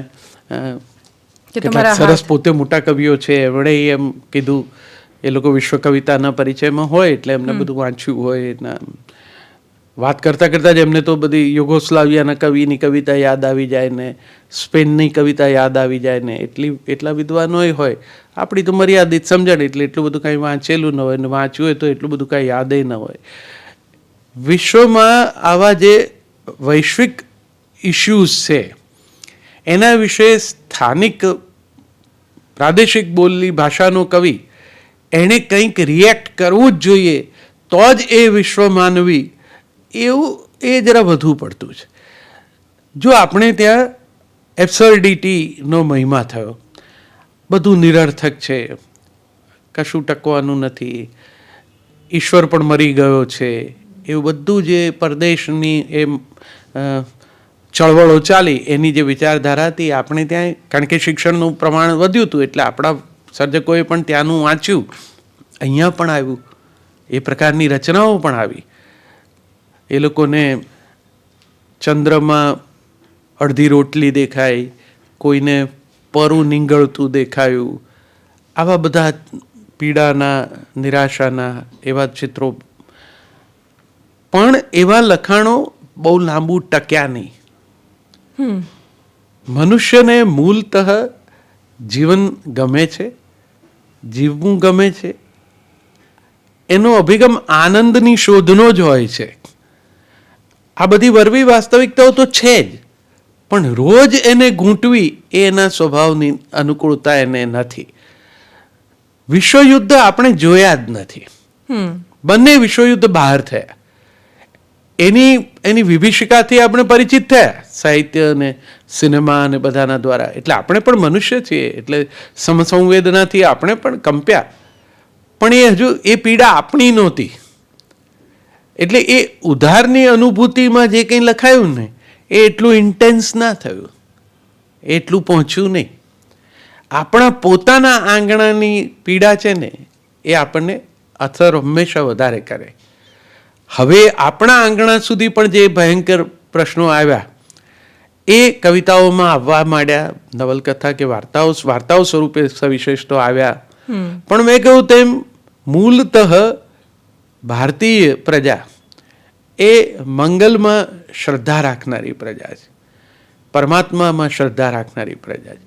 આસ્તિક નાસ્તિક મુદ્દા જુદા છે, પણ મૂળતઃ એને એમ છે જ કે સૌ સારા વાના થશે. એટલે પોતાની પીડા પણ બહુ ગાવાનું એને ગમતું નથી. એટલે કોઈ એ આપણા સર્જકો એ સમસંવેદના નથી અનુભવતા. યુક્રેનમાં આટલા માણસ મર્યા, કે પછી દેશના જ ફલાણા ભાગમાં આવું થયું, તો આપણી ગુજરાતી કવિતામાં કેમ એનો પડઘો ન પડ્યો? તો કોઈએ નિખાલસતાથી એ ઝીલીને પાડ્યો, તો પછી એના ખભા પર પાછી રાજકીય બંદૂકો મૂકવા માંડ્યા અને એ રીતે એનો ઉપયોગ કરવાનું શરૂ કર્યું. એટલે પેલો સર્જક પણ મૂંઝાય કે મને તો જે દુઃખ પહોંચ્યું એની વાત મેં કરી છે, આને કોઈ બીજો રંગ નથી. પણ હવે તો એ સ્પષ્ટતા કરીને તમે થાકો એ પહેલા તો તમને એવી ઠેકાણે પુલપીટ પર ઊભા કરી દીધા હોય કે તમારે ત્યાં મશાલ પકડીને ઊભા જ રહેવું પડે, હાથ બળે તો હોય. એટલે આવી અનુભૂતિઓ એ એમ તમને જ્યાં સુધી બહુ અડે નહીં ને, એટલે કે તમે કે એવા વૃક્ષ કે જાડી ચામડીના છો એવું નથી, પણ કેટલીક પીડાઓ સાથે આપણો સીધો અનુબંધ નથી. અને બીજું, આપણે દુઃખનું અવસર દાડા એમ માનીને ગમે તેવા દુઃખને પચાવી જવાની સમજણ ધરાવનારા છીએ. આપણે હરી ઈચ્છા અને હરી કૃપા એમાં માનનારા લોકો છીએ. એટલે તમે કહો છો એ વાત સાચી છે, નથી જ લખાયું એવું નથી, આ બધા વિષયો ઉપર લખાયા કરે છે. કોઈ કવિને એ અડ્યું હોય ને એને અભિવ્યક્ત કર્યું પણ હોય. એટલે આ વિશ્વના અન્ય વિસ્તારોમાં થતા એવા પ્રસંગો વિશે પણ એવું વાંચીને એવું પણ ભાવુક ન થઈ જવું કે યુગોસ્લાવિયાની આખી જ પ્રજા, યુગોસ્લાવિયાની એ ઘટના વિશે જે આ કવિએ પીડા વ્યક્ત કરી છે એવું અનુબંધ એમનો થઈ ગયો હશે ને એ બધા પણ હચમચી ગયા હશે. ત્યાં પણ આ એક કવિને એ અડી, એણે અભિવ્યક્ત કરી. આખી પ્રજા આપણા જેવી હોઈ શકે કે જે લોકોનો રોજિંદો વ્યવહાર સરસ રીતે ચાલ્યા જ કરતો હોય આસપાસની પીડાદાયક ઘટનાઓ વચ્ચે પણ. એટલે સર્જક તરીકે મને અડે એ મારા પાડોશીને પીડે એવું ન થાય, એવું બને પણ નહીં. એને કદાચ એ બહુ પહોંચે નહીં. અત્યારે જે મુદ્દાઓ વિશે હું ને તમે બહુ જ ગંભીર થઈ જઈએ એના વિશે નખત્રાણામાં બેઠેલા કોઈ ભાઈને કદાચ એટલું બધું ન અડતું હોય. એના રોજના જીવનમાં એના નકશામાં એ દેશ નથી. એટલે એને પીડાની વાત તમે કરો તો એની આંખમાં શું આવે એ નક્કી, કારણ કે એ માણસ તરીકે છેક જોડાયેલો છે. પણ એ વિશે રોજ ન રડે. અને પછી હવે કેમ નથી રડતા એવી જાતનો ટીકાત્મક અભિગમ મારો નથી રહેતો. હું તો મને આ બધી ઘટનાઓ વચ્ચે હું જોઉં અને મને એમ લાગે કે આ વિષય કહેવા જેવું છે. અને એ પણ કશુંક સાર્વત્રિક શાશ્વત મૂલ્યના સંદર્ભમાં સમયના પટની પહેલી વાર પણ ઊભું રહેવું હોય વાત, એવું તારવણ કંઈ આપણે કાઢી શક્યા હોઈએ એવી વાત કરવી. અને બાકી હું તો ખૂબ સાંપ્રત લખું છું, એટલે ન જ લખવું એવું નથી. પણ હા, મારો પેલો સોશિયલ મીડિયા સાથે કામ પાડતી વખતનો એક વિવેક છે કે તમે મને મારે ફલાણા વિષય ઉપર એમને ગમે છે એવો અભિપ્રાય વ્યક્ત કરવો જ જોઈએ. અને એ જો હું ન કરું તો હું સંવેદનશીલ સર્જક નહીં. અને અમુક પ્રકારનો જે એમની ઓળખો હોય છે સર્જકો માટેની, આ ફલાણા રંગનો ને આ રંગનો, એવું કંઈ છું એવું નથી. હું તમારી ઈચ્છાથી કાંઈ નહીં કરું. તમે ઈચ્છો એ સમયે એ ઘટના વિશે હું એવી જાતની જ અભિવ્યક્તિ કરું એવું નહીં બને. સર્જકો પણ વહેંચાઈ ગયા છે રંગોમાં? બિલકુલ ન વહેંચાય. સર્જક છે એ તો કોઈ દિવસ ન વહેંચાય. એના પોતાના વ્યાવસાયિક કારણો હોઈ શકે. જેમ એક પત્રકાર એક અખબાર સાથે જોડાયેલો છે, એ અખબારની એક પોલિસી છે, તો એ જે હેડલાઇન બાંધે છે ને એમાં એ પોલિસી આવે. કાં તો મારી વિચારધારા અને અખબારની પોલિસી બંને સરખા હોય એમાં કામ કરવું વધારે સારું, તો હું એમાં વધારે સરસ રીતે વ્યક્ત થઉં. પણ હવે કદાચ એવું ન તક મળી હોય તો મારી કલમને હું ઈચ્છું તો પણ જરા બ્રેક મારવી પડે. કારણ કે હું સુધારીને મોકલું તો એ લોકો એને કાઢી નાખે કે નહીં ભાઈ આ ટાઇટલ આપણે નથી જોતું. એટલે ન પહોંચે એવું. એટલે કોઈ એવા રંગાયેલા તો કોઈ નથી. મને તો એવું લાગ્યા કરે છે બધા એમ ઉર્મિલ છે, બધા મનુષ્યત્વથી રંગાયેલા છે. પણ હવે તો એવું ચાલ્યું છે ને કે જેને કોઈ આધાર પુરાવા ન હોય એવી જાતની આખી એક વાતાવરણ, એવા વિડીયો ને એવી વાતો, જાણે બધું બહુ સાચું છે એવું એમાંથી દેખાય, એવું બધું અંદર સપોર્ટિવ મટીરિયલ સાથે મૂકે કે કોઈ થોડોક સ્થિર બુદ્ધિ હોય એ પણ હલી જાય. એને એમ થાય કે આમ હશે હો, બસ એ જેવી શંકા થઈ એટલું આમને પૂરતું છે. પણ બધા એવા એજન્ડા વાળા હોય, એ લોકોને જેને એજન્ડા હોય ને બેન એને એના કારણો હોય. જે સર્જક છે ને એમાં નહીં પડે. તત્કાલીન સીએમએ એક સરસ વાક્ય કહ્યું હતું કે હું તો પાર્ટ ટાઈમ પોલિટિક્સ કરું છું, અહીંયા સાહિત્યકારો જેટલું પોલિટિક્સ મને નથી ફાવતું, એવું નરેન્દ્રભાઈ વખત બોલ્યા હતા. એમના અવલોકનો છે. અને એ પાછું એમના સાહિત્યકારો પણ સાહિત્યકારો માણસો છે, જ્યાં સુધી લખતા હોય ત્યાં સુધી જ સાહિત્યકાર છે. હું તો મેં મારી એક દીર્ઘ છંદસમાં એવું લખ્યું છે કે ન ચાહીશ મને, અને પછી મેં કારણો આપ્યા છે કે આ બધું જે તારા મનમાં છે, કે જે બધું ક્યારેક મારી કવિતાઓમાં આવે છે, અને એને કારણે તું મને આવો માને છે કે આ કંઈ કમાલ સંવેદનશીલ અને આવો માણસ છે, પણ આ બધું કવિતામાં છે. કવિતા એ જિંદગી નથી. વાહ, ક્યાં વાત. જિંદગી ને કવિતા બે જુદા છે. જિંદગી હું ગમે તેટલું, કવિઓને અત્યારે બધા શું છે કે એમની કવિતાથી જજ કરી લે છે. અને શોધી ચડાવો શૂળીએ જાડા નરને જોઈ, એમ દરેક જણને બધું કવિઓ પાસે જ અપેક્ષિત છે. કવિઓએ કેમ ન બોલ્યા આના વિશે, એમણે કેમ કંઈ ન કીધું, મૌન રહ્યા તોય કારણ શોધી કાઢે, બોલો તોય કારણ શોધી કાઢે. એટલે એ બાબતે થોડા આપણા વિવેકને આપણે જાગૃત રાખો, કારણ કે તમને જે ઉપયોગમાં લેવા માંગે છે તે ખરેખર જેન્યુઇનલી તમારી સર્જનાત્મકતાના સંદર્ભમાં છે કે તમને કોઈક રીતે વાપરવા માંગે છે. વાત સાચી છે. તમને ટ્રોલ કરે છે બધા, એની અસર થાય છે તમને? એટલે મેં શરૂઆતમાં તો એ મને આવડતું નહોતું, એટલે હું મારું લખું ને એ બધા માટે ખુલ્લું રાખતો. પણ સામાન્ય રીતે કોઈ બહુ એવું ખાસ ન કરતું, પણ 2-3 પોસ્ટમાં મેં જોયું કે એવા 2-3 નક્કી જ માણસો હતા કે જે લોકો એમાં પોતાની ચતુરાઈ દેખાડવાનો પ્રયત્ન કરતા, અને કેટલાક તો વિવેક ન સાચવતા. એટલે હું થોડોક વ્યથિત હતો. મેં કહ્યું આપણે એમના વિચારો કબૂલ, પણ એ જરા મૂકે સારી રીતે. પછી એક આ ટેકનોલોજીના જાણકાર મિત્રએ મને સમજાવ્યું કે કવિ, હું સમજુ છું કે તમને આ શું થાય છે, તમે એટલીસ્ટ એવું કરો કે આને આટલા પૂરતું રાખો કે વાંચી બધા શકે, પણ કોમેન્ટ મિત્રો જ કરી શકે તમારા જે લિસ્ટમાં છે. એવો ફેર કરી નાખ્યા પછી હવે મને શાંતિ છે, રાહત થઈ ગઈ. અમુક મારે તમારા ગમતા માણસો, રચના, એ બધા વિશે જાણવું છે. સૌથી પહેલા તમારી ગમતી ગુજરાતી ફિલ્મ કઈ છે? એક કોમન અને એક હમણાંની, કોઈ વર્તમાન આજુબાજુના 5-10 વર્ષની. મુશ્કેલ થઈ જાય, પણ ખૂબ ગમે. એટલે ગમવાનું કવિતા નામના તત્વ સાથેનો પરિચય નરસિંહ મહેતાથી થયો છે. એટલે એમની રચનાઓ વાંચ્યા પછી, એમની રચનાઓ વાંચો ને પછી એમ સહેજ સમજદાર હો તો એમ થાય કે કંઈ હવે લખવાનું રહેતું નથી. હા, વાત સાચી. જે કહેવું હતું એ બધું આ કવિએ કહી દીધું છે. હવે આપણે અભિવ્યક્તિની શૈલી બદલીએ એટલું થાય. પછી વાંચતા વાંચતા બલવંતરાય ઠાકુર મારા ભણવામાં આવતા, અને વિચાર પ્રધાન કવિતાના એ આગ્રહી. પૃથ્વી છંદ એમનું ગમતું. મારા પિતા પણ પૃથ્વી છંદમાં લખે. પપ્પાનું એક ઉર્વશી નામનું ગુજરાતી ભાષાનું પહેલું પદ્ય નાટક છે જે એમણે લખ્યું છે પૃથ્વીમાં. બલ્લુ કાકા બહુ ખુશ હતા એના ઉપર. એમની કવિતાઓ ગમી. પછી હું અધ્યાપક બનતો, પણ નોકરીના એક ઇન્ટરવ્યૂમાં ગયો અને એમણે મને પૂછ્યું શું તમારા અભ્યાસક્રમમાં. મેં કીધું કે આ બળવંતરાય ઠાકુરનું ભણકાર એ હતું અમારા ભણવામાં. એટલે પેલા અધ્યાપક ઇન્ટરવ્યૂ લેતા હતા, એમણે પૂછ્યું કે તમે બળવંતરાયની કવિતા વિશે શું માનો છો, એ કહો. હવે બધાએ ગોખેલું જ હોય કે વિચાર પ્રધાન કવિતાના કવિ એટલે બોલી જ શકાય એવું હતું. પણ ત્યારથી આપણને થોડીક એવી ટેવ. એટલે મેં કીધું કે તમે જે વર્ગખંડમાં શીખ્યું તે કહું કે મને શું લાગે છે તે કહું. એટલે જરા હાઈ એલર્ટ પર આવી ગયા. એમણે કીધું કે તમને શું લાગે છે? એટલે મેં કહ્યું મને તે ઉર્મિલ કવિ લાગ્યા છે. એટલે જરા વધારે એમ ચોંક્યા કે આ ઉર્મિલ લાગ્યા. મેં કીધું તમે એમનું મોગરો જેવો એક જ સોનેટ વાંચો તો દલે દલ ઉજાળું કરું વિશુદ્ધ પછી જ હું તાહરો, એવી જાતની વાત થાય.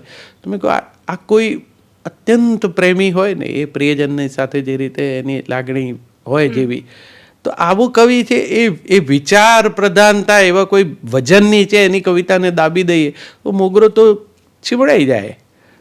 પછી એમણે મને ન લીધો અને મારા પપ્પાને એક સરસ પત્ર લખ્યો એમણે. પરિચિત જ હતા બધા, એટલે કે દુર્ગેશભાઈ તુષારને કહેજો કે ઇન્ટરવ્યૂમાં અમે જે ભણાવ્યું છે તે કે, અને પછી પોતે વર્ગખંડમાં ભણાવે ને ત્યારે પોતે જે અર્થઘટન કરે છે એ કે.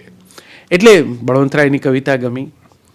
કાંત પણ બહુ ગમતા એના ખંડકાવ્યો, કારણ કે છંદો આવી રીતે ઉપયોગમાં લેવાય, મૂળ પ્રમાણે બદલાતા એક જ કાવ્યોમાં. પણ મારું રુઝાન પેલું ગીત કવિતા તરફનું આવવાનું હશે.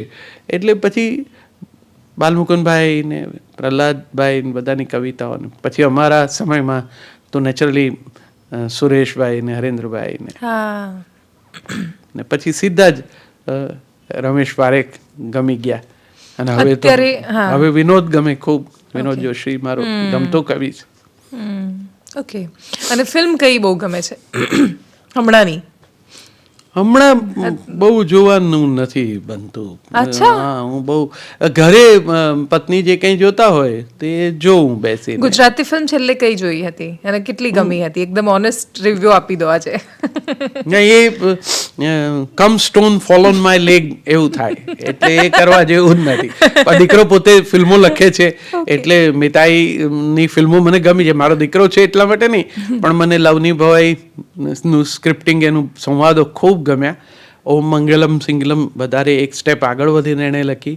એક ત્રીજી પણ હમણાં પૂરી કરી છે. એના લખાણમાં મને એ માનવીય સંબંધો વિશેની સ્પષ્ટતા એ ખૂબ ગમે છે. એટલે એ રીતે સારી લાગે છે.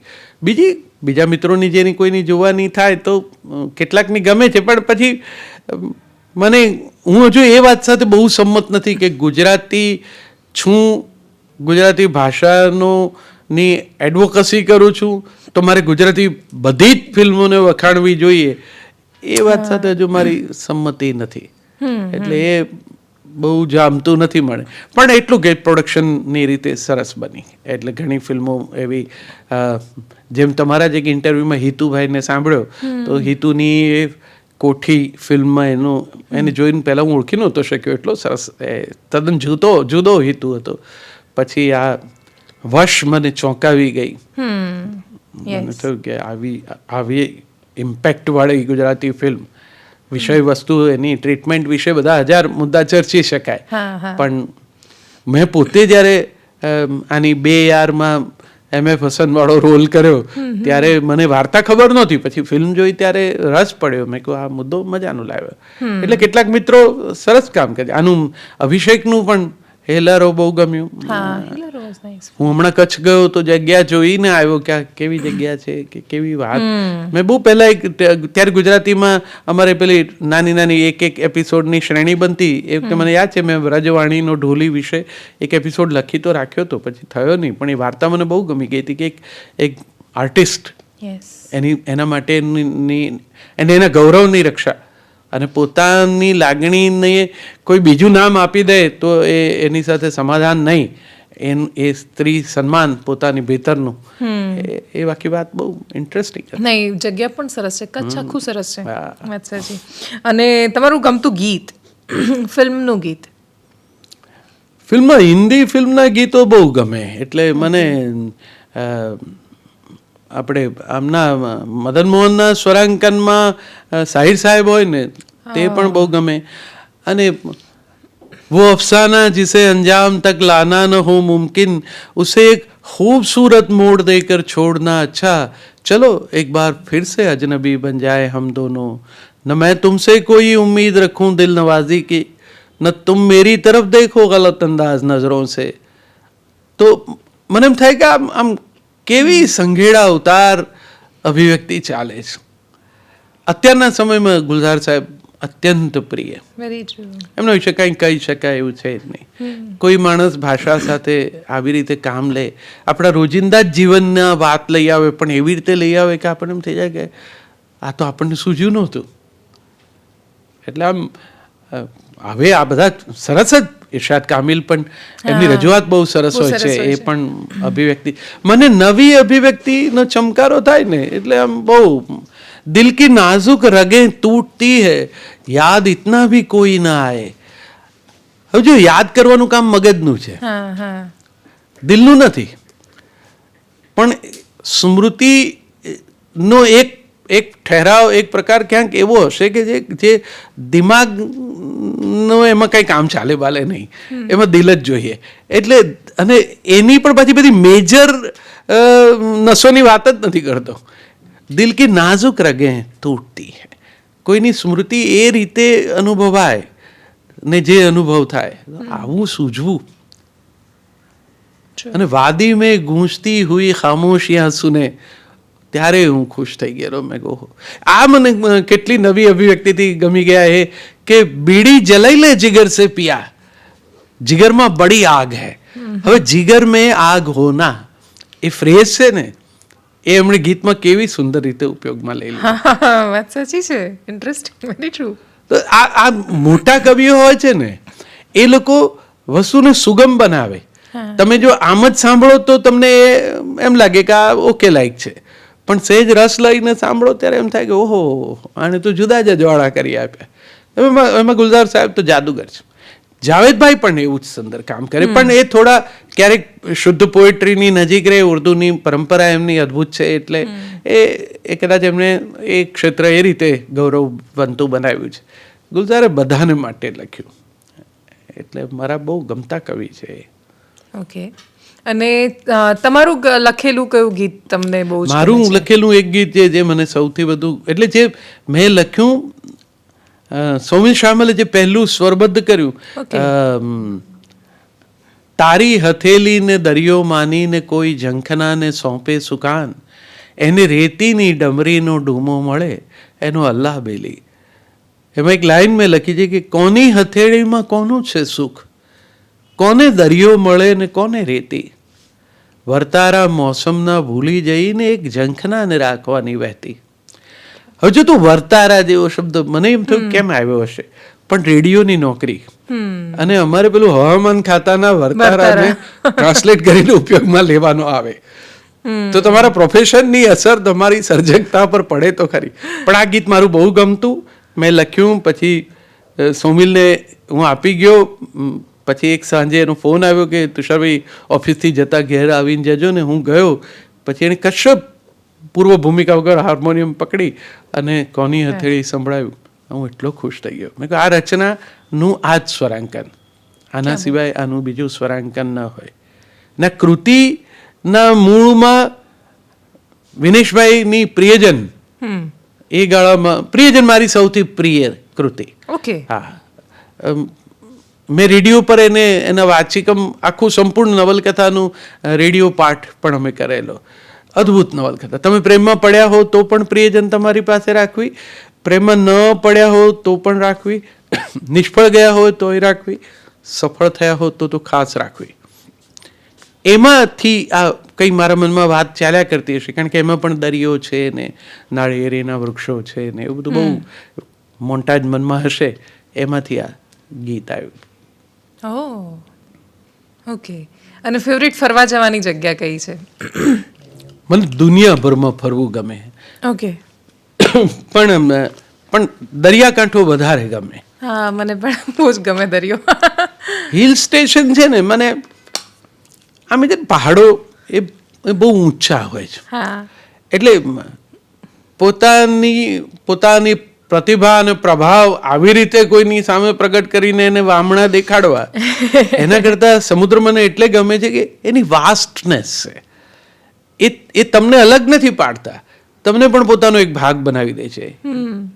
એટલે દરિયાકાંઠે મને બહુ મજા આવે. હું કલાકો સુધી બેસી શકું. મને રાત્રે ન ગમે, રાત્રે દરિયો રડતો હોય છે એટલે એ અવાજ છે ને એ મને થોડો ડિસ્ટર્બિંગ લાગે. કે કેટલું બધું એ જોતો હશે ને કેટલું બધું સહન કરતો હશે, પણ દરિયો છે. ઘણા લોકોને એના પેલા ભરતી ઓટના હિસાબોનો વાંધો પડે છે, પણ મેં એક ઠેકાણે એ વર્ષોમાં એવું લખેલું કે આપણી તરફની જે ઓટ છે ને એ કોઈના કાંઠા તરફની ભરતી જ હોય છે.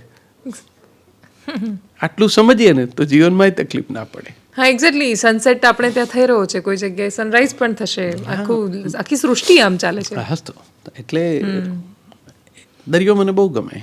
દુનિયાભરના દરિયાઓ ઉપર મને મજા જ આવે.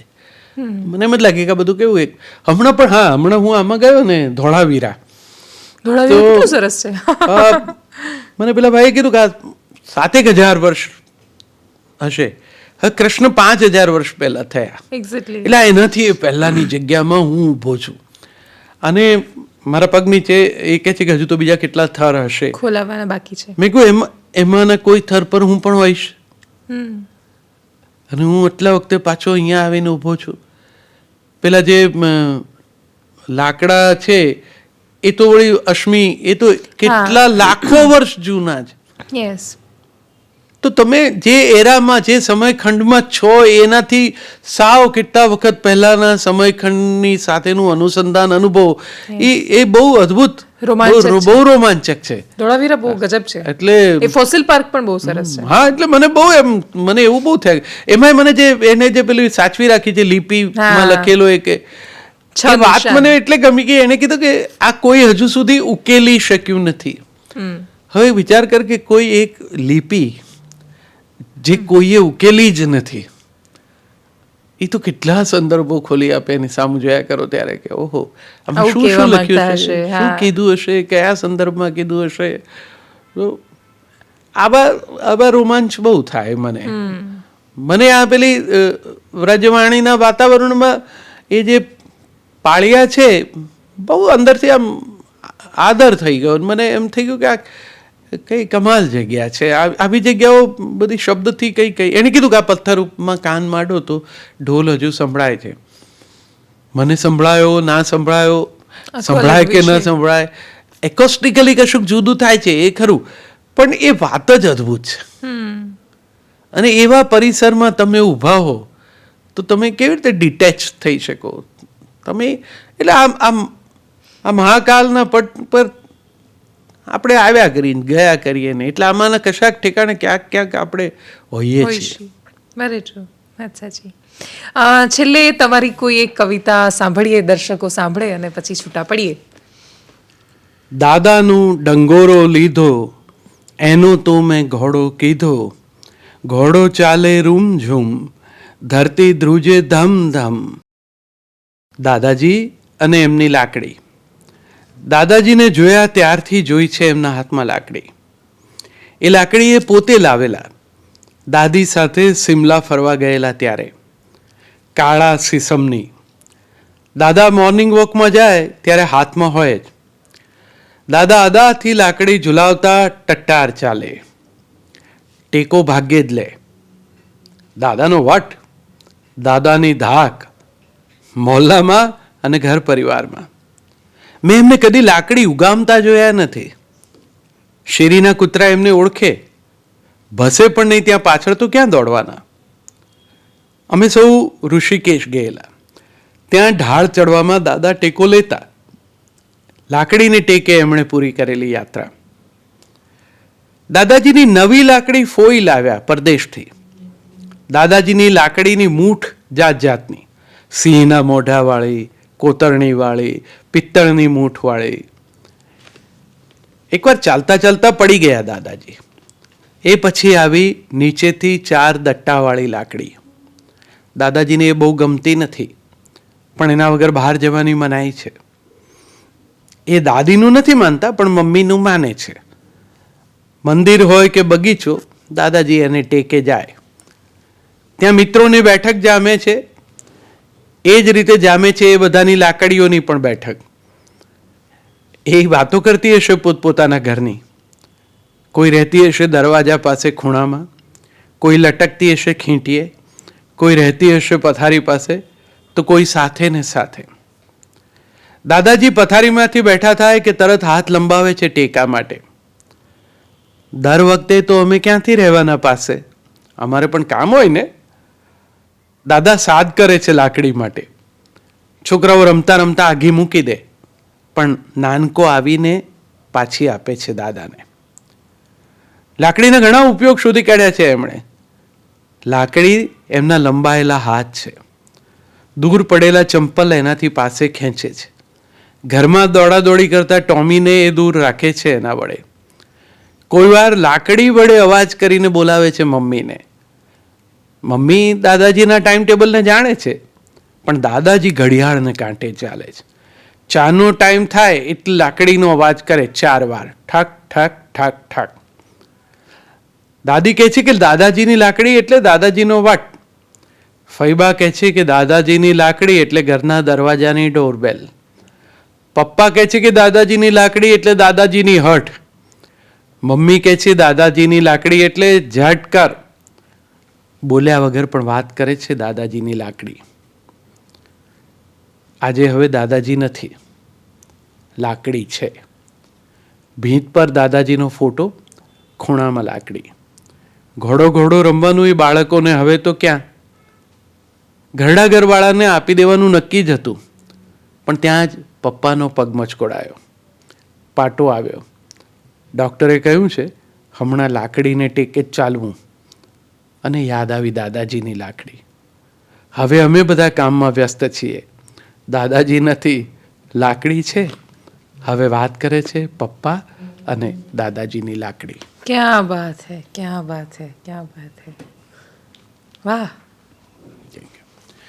ચક્ર આમ જ ચક્ર આમ જ ચાલ્યા કરે છે. ઓહ.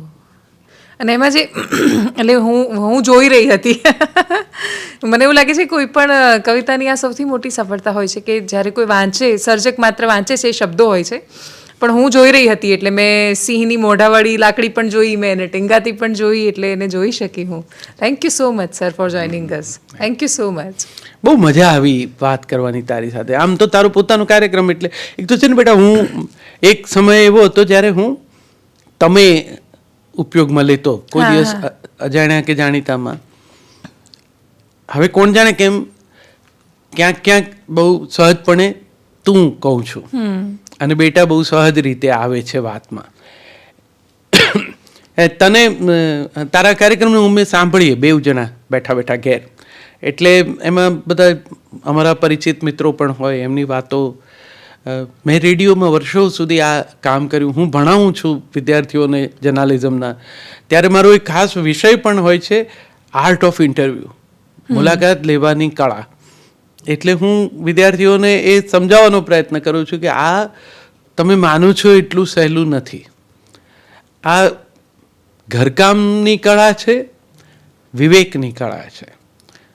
જે આવ્યા છે એને તો ખબર છે કે એણે શું કર્યું છે, એણે નક્કી કર્યું છે કે આટલું કહેવું છે ને આ સંતાડવું પણ છે. એને સંતાડવું છે એ તમારે જાણવું હોય તો પણ એની એક શૈલી છે, અને એ પણ જો અનિવાર્ય ન હોય તો એમાં ન પડવું. એક એવા પ્રકારનું વાતાવરણ બે વચ્ચે રચાય કે જેમાં સહજપણે માણસ પોતાની વાત કરવા માંડે અને તમારે જોઈતું તમને મળી જાય. અને એ માટે સૌથી જરૂરી છે સામેની વ્યક્તિને બોલવા દેવાનું. વાત સાચી છે. તારા ઇન્ટરવ્યુમાં હું એ જોઉં છું કે તું અનાવશ્યક કશું કહેતી નથી, તે ઘરકામ બરોબર કર્યું હોય છે. અને એક બીજો મારું ઓબ્ઝર્વેશન અને ભણાવતી વખતે આગ્રહ હોય છે તે આ હોય છે કે જ્યારે કોઈ વ્યક્તિ તમારી સાથે તમે પૂછેલા પ્રશ્નના જવાબમાં ઉત્તર આપે છે ત્યારે તમે એને સાંભળો. કેટલીક વાર એની વાતમાંથી તમને બીજો જ સવાલ પણ મળે, અને કેટલીક વાર એવું બને છે કેટલાક થોડા કાચા મુલાકાત લેનારાઓમાં કે એની એ જ વાત સવાલમાં પૂછે છે કે જેનો જવાબ ઓલરેડી આવી ગયો હોય છે. એટલે રેડિયોમાં અમે ઘણી વખત મજાક કરીએ કે એવા ઇન્ટરવ્યૂ લેનારા હોય છે કે જેમાં આગળ ઉદ્ઘોષક એમ કે આજે કવિ તુષાર શુક્લ સાથે આપણે વાત કરીશું, અને પછી સીધો જ સવાલ પૂછે તો આપનું નામ. આવેલી વ્યક્તિને સાંભળવી જોઈએ.